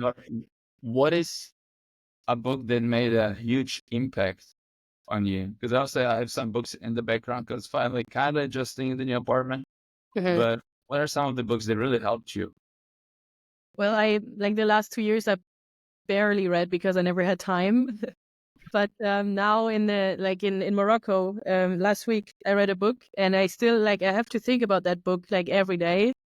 And it was insane. It's called Think Again by Adam Grant. And I told like everyone in Morocco, I told everyone about that book because I couldn't stop thinking about it. And it's about rethinking your opinions. Like it says that you shouldn't like change your opinion if you have an opinion, but rethink why you have that opinion. And they put some examples in it about like daily life and then different characters, different things in life. And I always could like transfer what what they wrote to sports or to work or whatever. And that really helped a lot in understanding what happened sometimes, or like understanding how different characters work and how different people work. And like whenever they told an example, I was like, oh, that is this person, that is that person, oh, that is me. And that really helped about understanding things. Good book. Think Again by Adam Grant. Yeah. Yeah. I told everyone about it already. Yeah. Okay, I'll put it on my list because Oh, you I have. read it. I like to read everything, but Mhm. sometimes, or like recently, in the last couple of months, I call myself maybe thinking more than doing. Mhm. You're similar, but I heard this quote from Chris Williamson, famous podcast host: "You cannot think your way out of a problem by thinking." Mhm. And so, like, if I just think about a problem, then I think more, probably not gonna resolve it. I need to go do some exercise or change, and then return to it Mhm. or take some action. But yeah, I think that there's a balance that needs to be struck, right? Between thinking way too much and living in your head, and then again, doing too much action, like Yeah, somewhere but also the between. book, I feel like that book was like, I read it in English and it was, I never really read in English, but it was super easy to understand and like super clear what they want to say. And they also explain like how you find happiness and how you work being happy and like what's happening when you're happy and when you're sad and how productive you will be and all that stuff. So that was like really interesting to see without thinking too much, you know? How do you find happiness, Alex? Just surround yourself with good people. Now, like in Morocco, I was actually really happy. It was the first time since a really long time that I felt like, just fulfilled with happiness. And I actually wrote down one quote because I was talking to this other person about critical feedback because no one of us likes critical feedback. Like everyone, like I think it's in the human nature that we enjoy hearing nice things about us more than bad things, right? But I wrote down this one quote. Like I always like I look at it so many times a day, but it says that we listen to views that make us feel good instead of ideas that make us think hard, right? So we listen to news that make us feel good, but Instead of ideas that make us think hard. instead of So ideas, we enjoy just like more like if someone tells you, oh, like that shot was a good shot selection, right? But we should surround ourselves more with ideas that make us think about things, okay, maybe I'm weird. improve and to improve ourselves. Maybe I'm weird because I think nowadays, or right now, the other way around. Mm-hmm. I don't like positive feedback that much anymore. And this was also, for example, a cultural thing when I moved to You're Germany. different, Jacob. Tell me more. Thank you, therapy said. I mean, of course. Not a, No, keep going. Sorry for interrupting.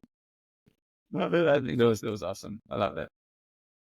Was the difference in mentality from Slovakia or Eastern Europe, and Uh-huh. especially then, or maybe even more especially from my family of coaches and teachers, that we would work a lot with negative motivation, whereas in the West or in Munich, when I moved there, it's, oh, you got this, you're so good. And I remember I had to practice for sports entrance exams to become a PE teacher for Agnostis.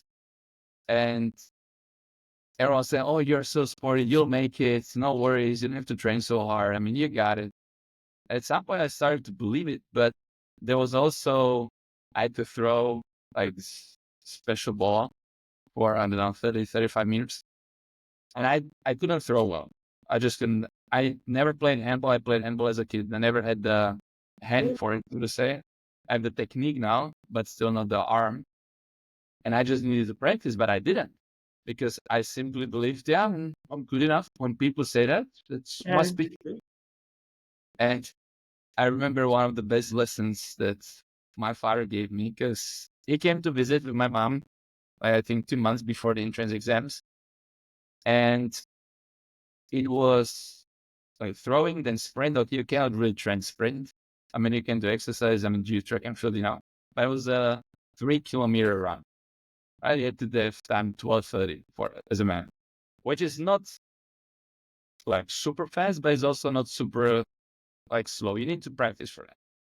And I remember my dad was like, okay, let's go to the track and I'll time you. And I started running, I warmed up a little bit, started running. And I had my splits written down. That was before all the smartwatches, right? 10 years ago, where it would vibrate. Now, okay, you got the split. And after the first lap, I was like, yeah, you need to get faster, 3 seconds. Second lap was like 8 seconds. And it was like, run faster. And I was like, I'm running as fast as I can. And I missed the limit by like 15 seconds, I think. And he just looked at his phone, at me, his phone. I don't think you're going to make it. You have to return to Slovakia because you're going to fail. And I was like, no, I started arguing with him. And he said, how can you be arguing with me after the performance? You should be out there laying on the floor dead. And like, you should be throwing up. I'm like, yeah, but so you still have energy, so you didn't give your best. And I was like, oh, damn, I'm getting goosebumps just by thinking about it. And he said, yeah, 3 kilometers just for a warm up. You need to do this for a warm up. And then he actually started run. I was like, oh, okay. So I have to suffer. I was like, yes, in this case, you have to suffer a little bit. I Uh-huh. made it, and then I practiced, I think, 4 or 5 times a week because I was like, okay, I'm going to prove my dad wrong. But, and also with a lot of throwing in the meantime, I then cruised through the entrance exams, but I had to put in the work. Whereas all my German friends, oh, you'll be fine, no worries. And if I listened to them, I don't think I would have made it because I actually started believing in it. So now I'm more like, okay, tell me what I'm not good at. And I'm very open about it because I know I have a lot of flaws. So then I can improve because, oh, it was a great training coach. Okay, but what could have been done better? Right. Yeah, but So, I feel like there's a difference between if someone asks you for like honest feedback, that you like tell him honest feedback, or especially in sports, you know what to work on, or like just being, yeah, like you'll be fine, like, or not caring about it, Mhm. And like from what I've learned is that most people don't think about that too much. So they'll be like, yeah, you'll be fine, but they don't know what's behind it. Mhm.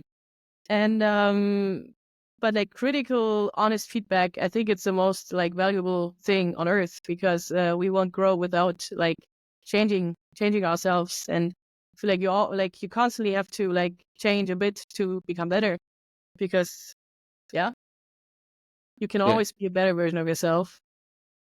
I, Life I, quote. be- yeah, I believe, I mean, this is a very self-improvement narrative, right?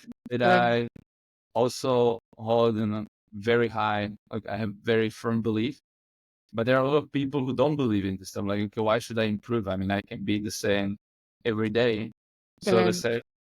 But I believe what is important is know when to give the feedback to the person.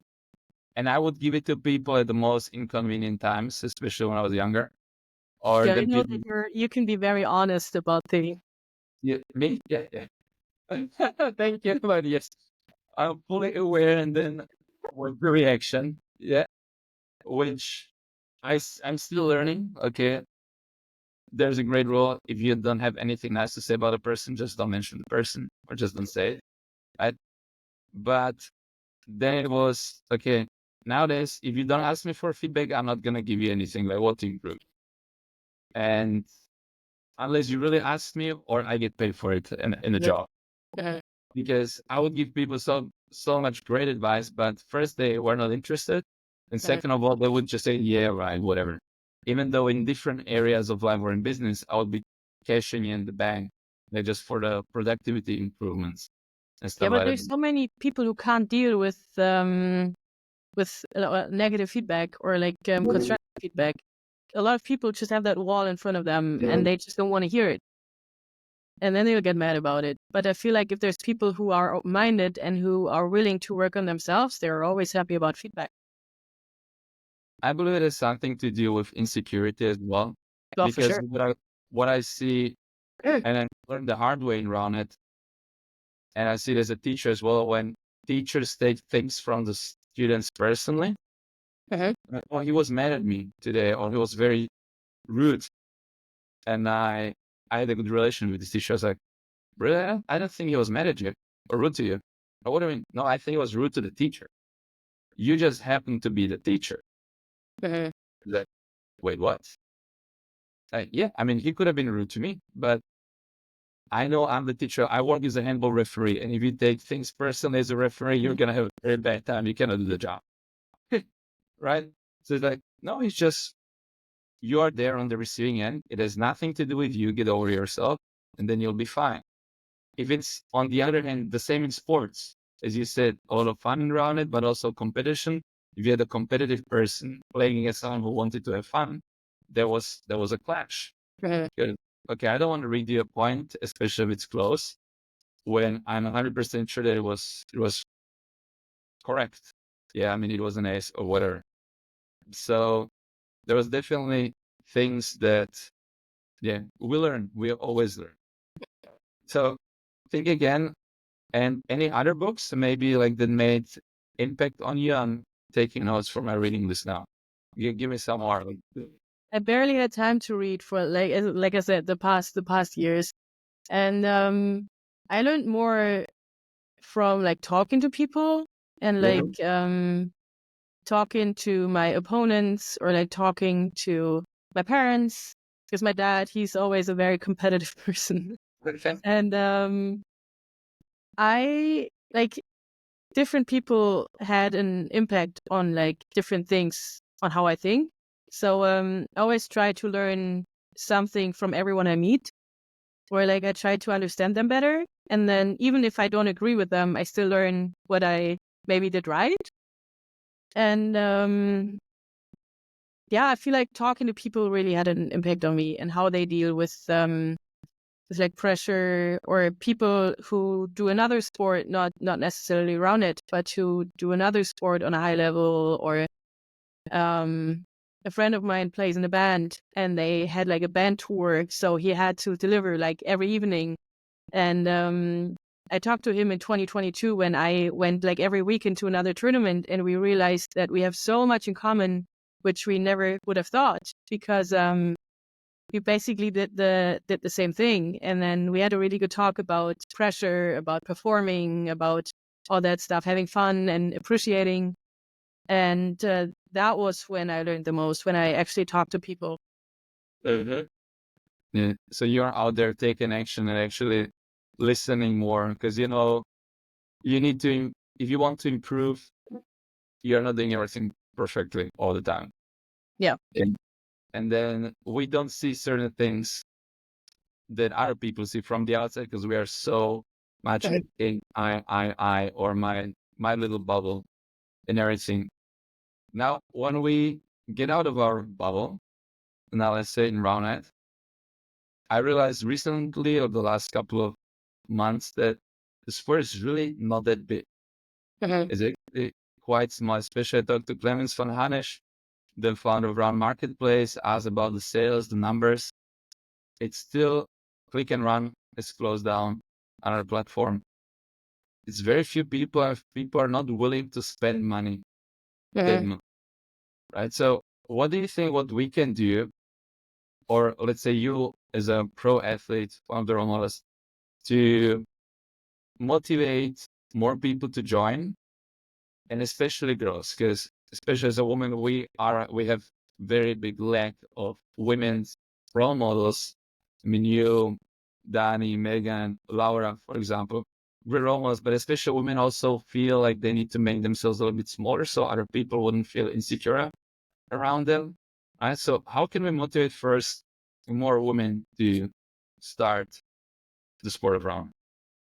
Yeah, like I talked to many people about this because yeah, women are just are still like behind in the sport number wise. So I think girls just like should have fun playing. And from what I've learned in the past years is that when they come to practice, they're afraid to play with guys because they think, oh, they're too strong for me, or oh, I'm gonna get destroyed. But even if they win, so what? You know, like I lost so many games against guys. I still learned a lot from it, and they shouldn't overthink playing and just enjoy playing. And especially with all the women's divisions now in Germany. I mean, we have basic women's division, right? So that was like, if you would have told me that 4 years ago or 5 years ago, I would have said you're crazy. Like there can't be 4 women's divisions at a tournament. There was not even one back then. And they like every level of women's player can sign up for tournaments and still have fun and can win games in these tournaments. And they should just enjoy having fun. And yeah, when a girl comes to practice, guys should maybe hold back one or two like things just to make them feel good for the first games. But yeah, it's a tricky question because I don't Yeah. think there's this one solution to like get girls playing. Yeah. I mean, I see it also as a teacher. Women are much more self-aware. How Mm-hmm. do I look when I do this and that? Mm-hmm. I had a class actually yesterday, and the exercises were way too difficult for the level, and was a co-ed class, so men and women. And then one of the girls came to me. She said, "Yeah, I'm so sorry that I was so bad." I'm like, "What? Like, you should not be serious. First of all, it's my job to make sure that you guys learn, and you gave your best. So you don't have the skill. You've never done this before. It's completely fine. I do all the things that I'm not good at, especially when I started learning. And it's completely normal. But really, she was almost devastated. She let me down. She let herself down. But then you'll find, like, we'll fail all the time. Plus, it was not your responsibility. It was my responsibility to make sure we have different skill levels in that specific sport. So we can play because the group is very heterogenic. So all the different levels that we have also in Roundnet, but it is difficult. And I've grown, I think also like the women's scene a lot, especially in Munich, still have with the girls only training. But first, how do you get into practice, right? Like, because if you already say, like organize sports, then like the average one is like, okay, then that's already a sport. Now, like, is it social playing? You have dancing, you have social dancing, and then you have the classes, right? And then you also have the competitive side of it. But I don't know how we can divide it. So we'll get, on the one hand, just general public to go and play. But on the other hand, also like women with sports background like yourself, like Ludet, oh, I actually want to compete. Because I think those are also two very different things. Yeah, for sure. And I feel like women are way less competitive than men. So what I've seen, and I met so many girls, and they're like, yeah, like I just want to play. I don't care if I win or not. And some guys are like, oh, I have to win. I have to win. Of course, not all of them. It's just like, you know, typical thinking right now. But I feel like women's trainings only can help a lot, but it's so hard to like get coaches to do so, and then that there's enough women to sign up for the class, and the community has to be like big enough to offer classes like that. But I feel like that could help a lot to like do women's only trainings. Okay, women's only trainings, yeah. And you mean like you cannot find a coach or someone who would coach them? It might be harder. I don't like, because then, I mean, it would be cool if a woman could coach them. But then the problem starts from you, like who does it? Who feels confident enough to do the class? And then I know that there's some like really motivated girls and who are so important for the community. But I still think that there's more boys coaching right now than women. Yeah, I mean, if you just look at the demographics, we have, I think, around 70% of men playing, 30% women. Of course, depending what country. I mean, I would always say, girls, if you're single, just go and play around. There's a lot of guys who are sporty, but maybe not too sporty. not apex only. Yeah, well, like genuinely nice guys would be one of my selling points. Well, I'm gonna leave that without a comment. Well, honestly, just numbers game. No, but on the serious note, I don't know if that's always. I mean, always a very strong word. We want to have, okay, you have a women's division, you want to have women's observers or women's referees, women's coaches. I think yes, but maybe in the meantime, it's better to have at least men coaches or any coach than no coach. Because I know from certain top players, you don't want to coach, you just want to play. You are there to compete, you're not there to grow the community. And there is a lot of top players, or most of them, are doing so much or have been doing so much for their communities and for the sport, but it's still okay. I really want to play. I mean, I get in here because I want to play. And that starts with the rounding clubs. And I've seen this trend many, many times over and over again, that the best players actually stop going to the training sessions of their clubs. They start really making small groups of 2, 3, 4. I did it in not in that way, because we would still, I would tell like my guys or future guys, okay, we still go to the practice because we need to teach the others as well. But we'd also practice a lot by ourselves, because if you go to a practice, you don't really get in quality reps. So I see that point, but how do you see that as an elite player when it comes to coaching and these kind of things? It's tricky. Yeah, it's super tricky. And of course, people, like some people, like they ask like super specific questions to me, and they're like, "Hey Alexa, how do you do this? How do you do that?" And I feel like I could contribute way more to the community and to trainings, but I had like very little time. And whenever I went to the field, I wanted to play myself because I wanted to improve myself. So it was a bit of an like egoistic thinking, because I could have done the trainings for the others, but then I would not have played. And it might have helped a lot if a pro player does the training, and I really respect like all the people who do trainings. And of course, when I play, I want to play against a good level because I want to improve and I want to like have good games. But I try to sometimes take a step back and then play with beginners or intermediate players, because like their feedback is amazing. Like they're like, "Oh, it's so cool to like play with you one game," and they have so much fun playing with a pro player. And they say they improve a lot playing against like good people. And you'll have to find the right balance of playing for sure. But it's hard. It's hard to do the time management, to have like the mood for that, and it's tough for all the involved people. Yeah. And we're still, again, very, very early Yeah. in the sport. And I believe this is sometimes what we forget. And I've forgotten it. Let's say I ignored it on purpose with a couple of things also when it comes to sponsorships or how people should behave or act professional, wear the same jerseys, like the least minimum that you can do. But I think with the initiatives Roundnet Germany is doing now, they again coaching camp, trainer camp.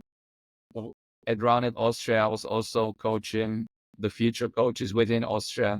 In Mallorca, helping out our coaches, we are building the structure for the training. So like trying to have more people see it as a coaching opportunity, because you can be average player, but you can be an amazing coach.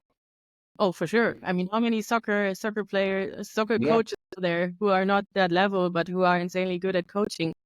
Yeah, but we only hear usually about the Ancelotti, about Guardiola, who were win Champions League anyway as a player and then as a coach, because it is a good story. But then we have Jose Mourinho, who was second league in Portugal, but time. If you play football in second league in Portugal, it's really, really good. So it's not like, oh, he's never kicked the ball before, right? Yeah.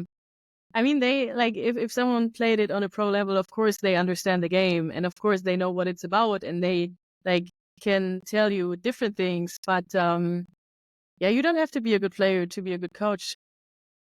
Yeah. Yeah. I wish, maybe it's just wishful thinking, that more people would look deeper inside of them and say, okay, am I really enjoying playing, or I enjoy working with kids, or actually coaching, and bringing the community together and really play their strengths, because it's not a sign of weakness when you say, okay, I'd rather coach than play. Oh, for sure. It's And actually a I sign of, was so thankful. I was so thankful for all the amazing coaches we had at Worlds. It was like so cool to actually have coaches with you, who can like, if you felt like talking, like you could talk to them. They would give you water. They would just care for you, and that was so cool to have a coach. yeah. Can you think of something specific that really helped you, or that the guys, and please name drop them, because at least the least we can do is give them recognition and the credit they So it was deserve. Yeah, Chris, but what do they do?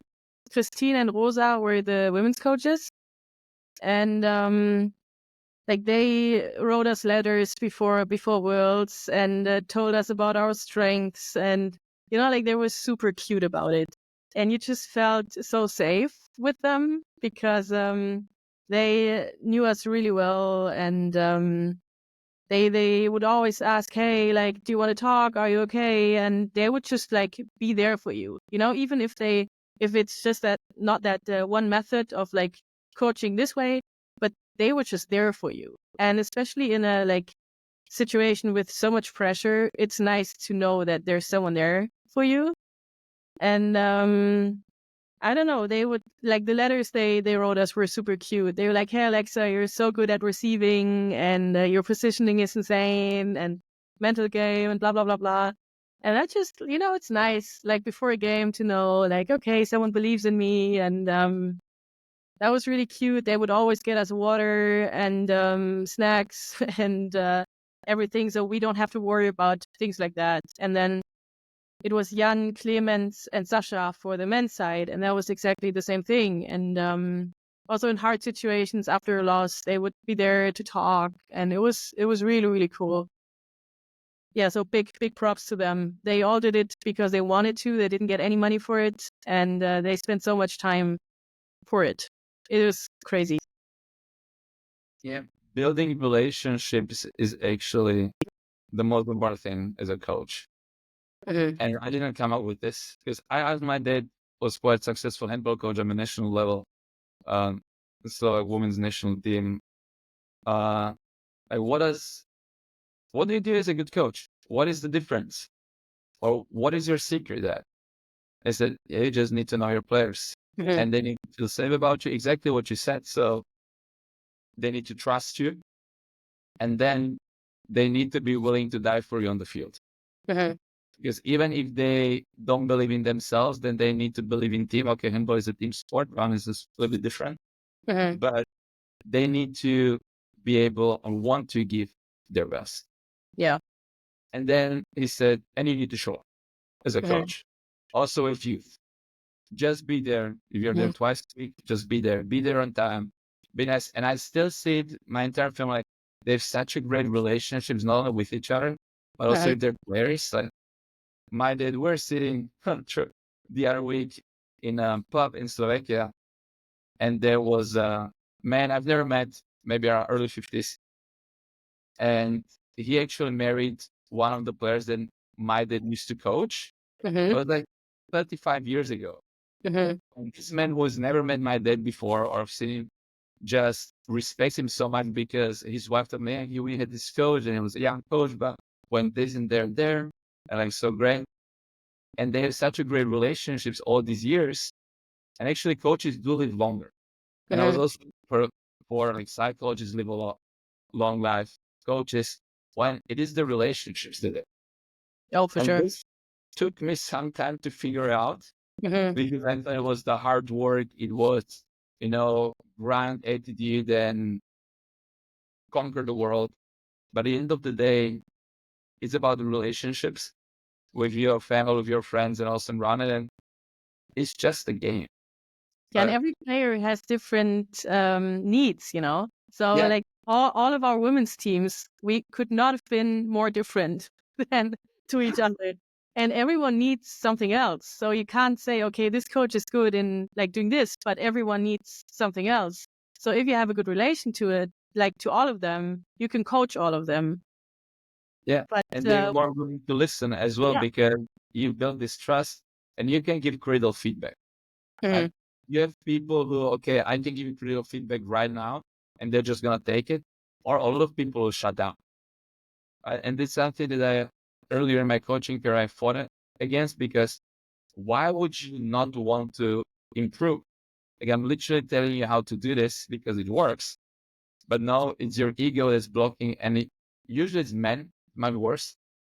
I prefer coaching women because they just listen more. Maybe it's network or a stereotype. I don't know. No, seriously. It's in their nature. Yeah, but maybe we need to understand like women, you guys are amazing in the way you listen, you understand, you get the feelings that I don't even know I had, right? Because you feel that. You feel it better. Whereas, man, we don't talk about our feelings that much. But, or we don't like to. It depends. Depends on the situation. But men are definitely more stubborn from my experience and difficult to coach. But again, individual, but there is the trust. And the trust is a big one.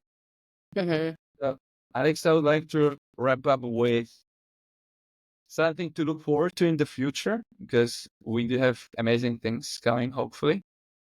You've done an interview on TV where you were also sitting next to someone who works with the Olympics or within the German Olympic Committee, right?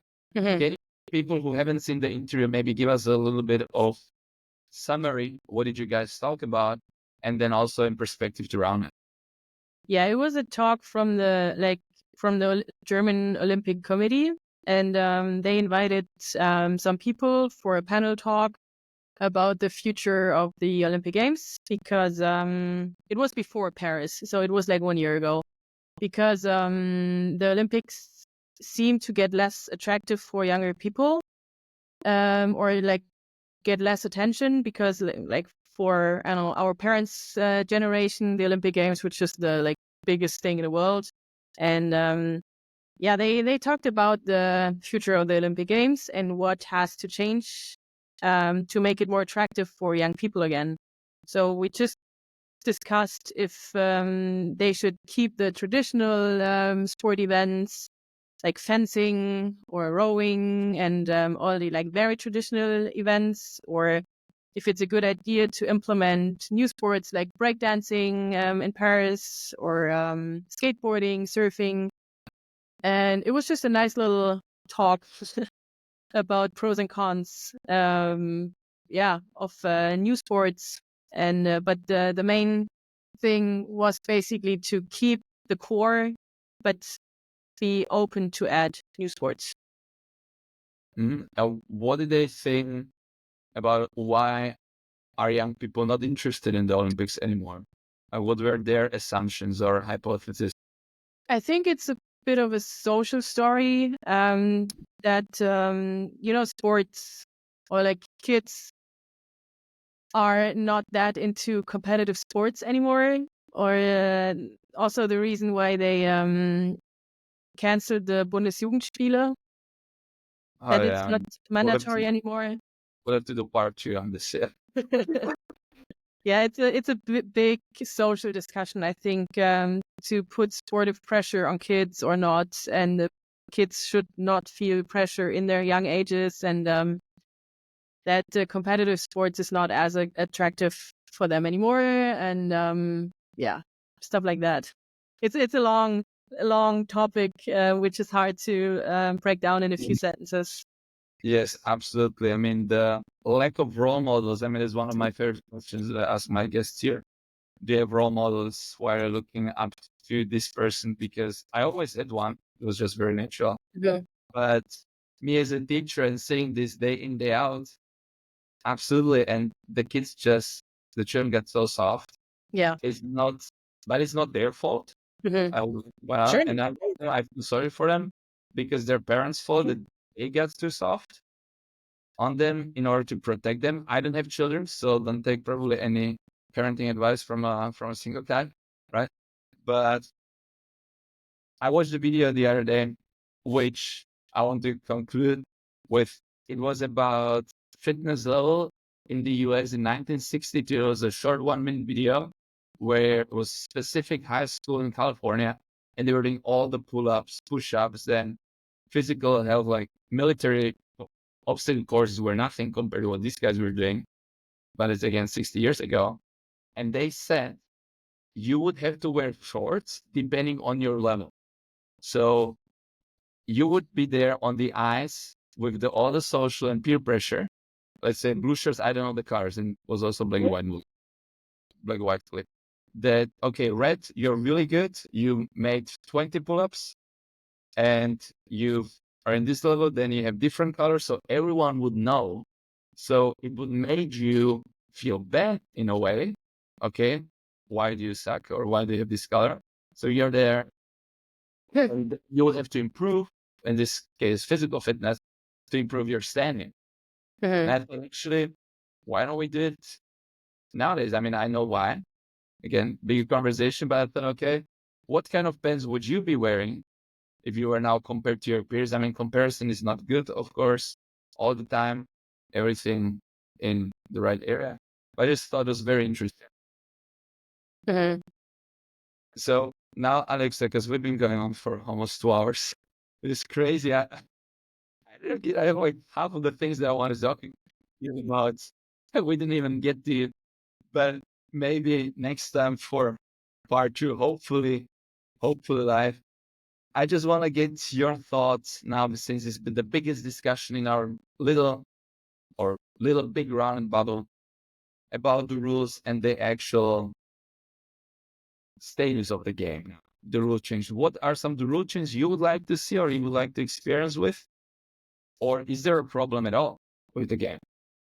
Well, I know that it's a big discussion, and I'm not tired of it, but I'm a bit curious on like what's people gonna come up with, and I don't know. I think it's super tricky. I really like the implementation of the no-hit zone, and the sport just has to be more attractive to watch. And I mean, double faults suck. Aces are cool, but suck. And then 1, 2, 3 putaways are cool, but suck watching, you know? So I'm really curious about what's going to happen with the sport, because something needs to change so that the sport has a future, because I feel like if the sport stays like this, there won't be a big future for the sport.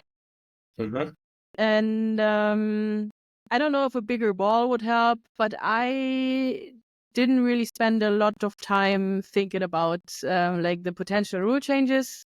I know that there's some people like really behind it, and I have big respect for them, but I know too little, I think, to give a proper answer to that right now. But I know that something has to change, because otherwise it will just stagnate, and sport will be less attractive in a few years. You just take it. We all just take it as it goes, and we respect and we are thankful for people Yeah, doing but this. if everyone thinks like that, there won't be a change. So I really hope there are people who put more thoughts into it than me, and who are motivated to change the sport for the better. Yeah, I believe I remember the backlash of Novidzone at the beginning, and I was also personally very mad because I spent 3 months locked in my apartment practicing flicks. Then Novidzone came, and I was like, "Come on, I can't do this anymore." So Practice so many tweeners over the net. you cannot imagine, and I got so good at them, and then you could have just please. I was so frustrated. It's like one of these days, like the moments in my life, I remember exactly where I was, what time, how I read it. It was for me like I don't want to say, but okay, it was like 9/11 kind of thing. Like everyone knew where you were when Slovakia won the world championship in ice hockey. Like those cultural moments for me, like, no way. But yeah, I was so mad. But then like a couple of months later, I was like, this is actually fun. It makes much I sweat again, right? But I think the most important thing we need to make someone needs to make a decision. Yeah. And we just need to buy into that. And I believe we're on the right path. Oh, for sure. Going to be a backlash, always Yeah. will be.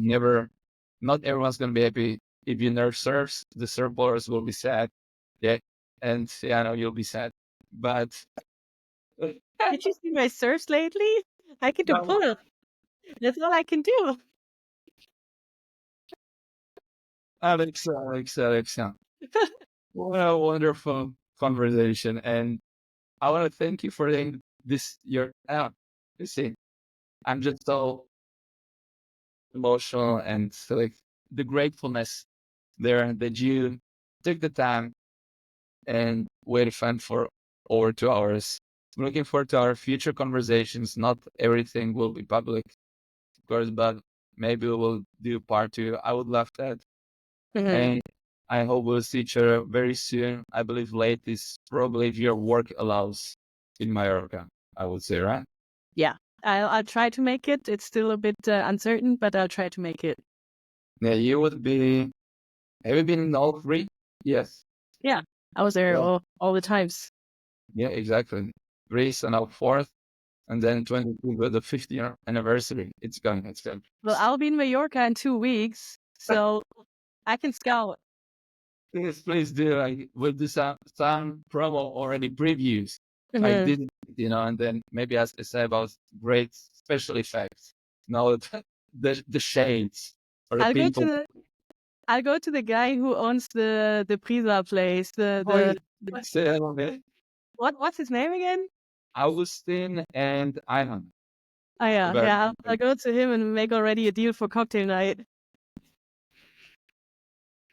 Alexa, always a pleasure. Thank you so Thanks much. for having me. Find Alexa on all social media. Alexa Roundnet. Check out the reels. I'll put in the links and simply attack it. Bye. Ciao, ciao. Future Roundnet.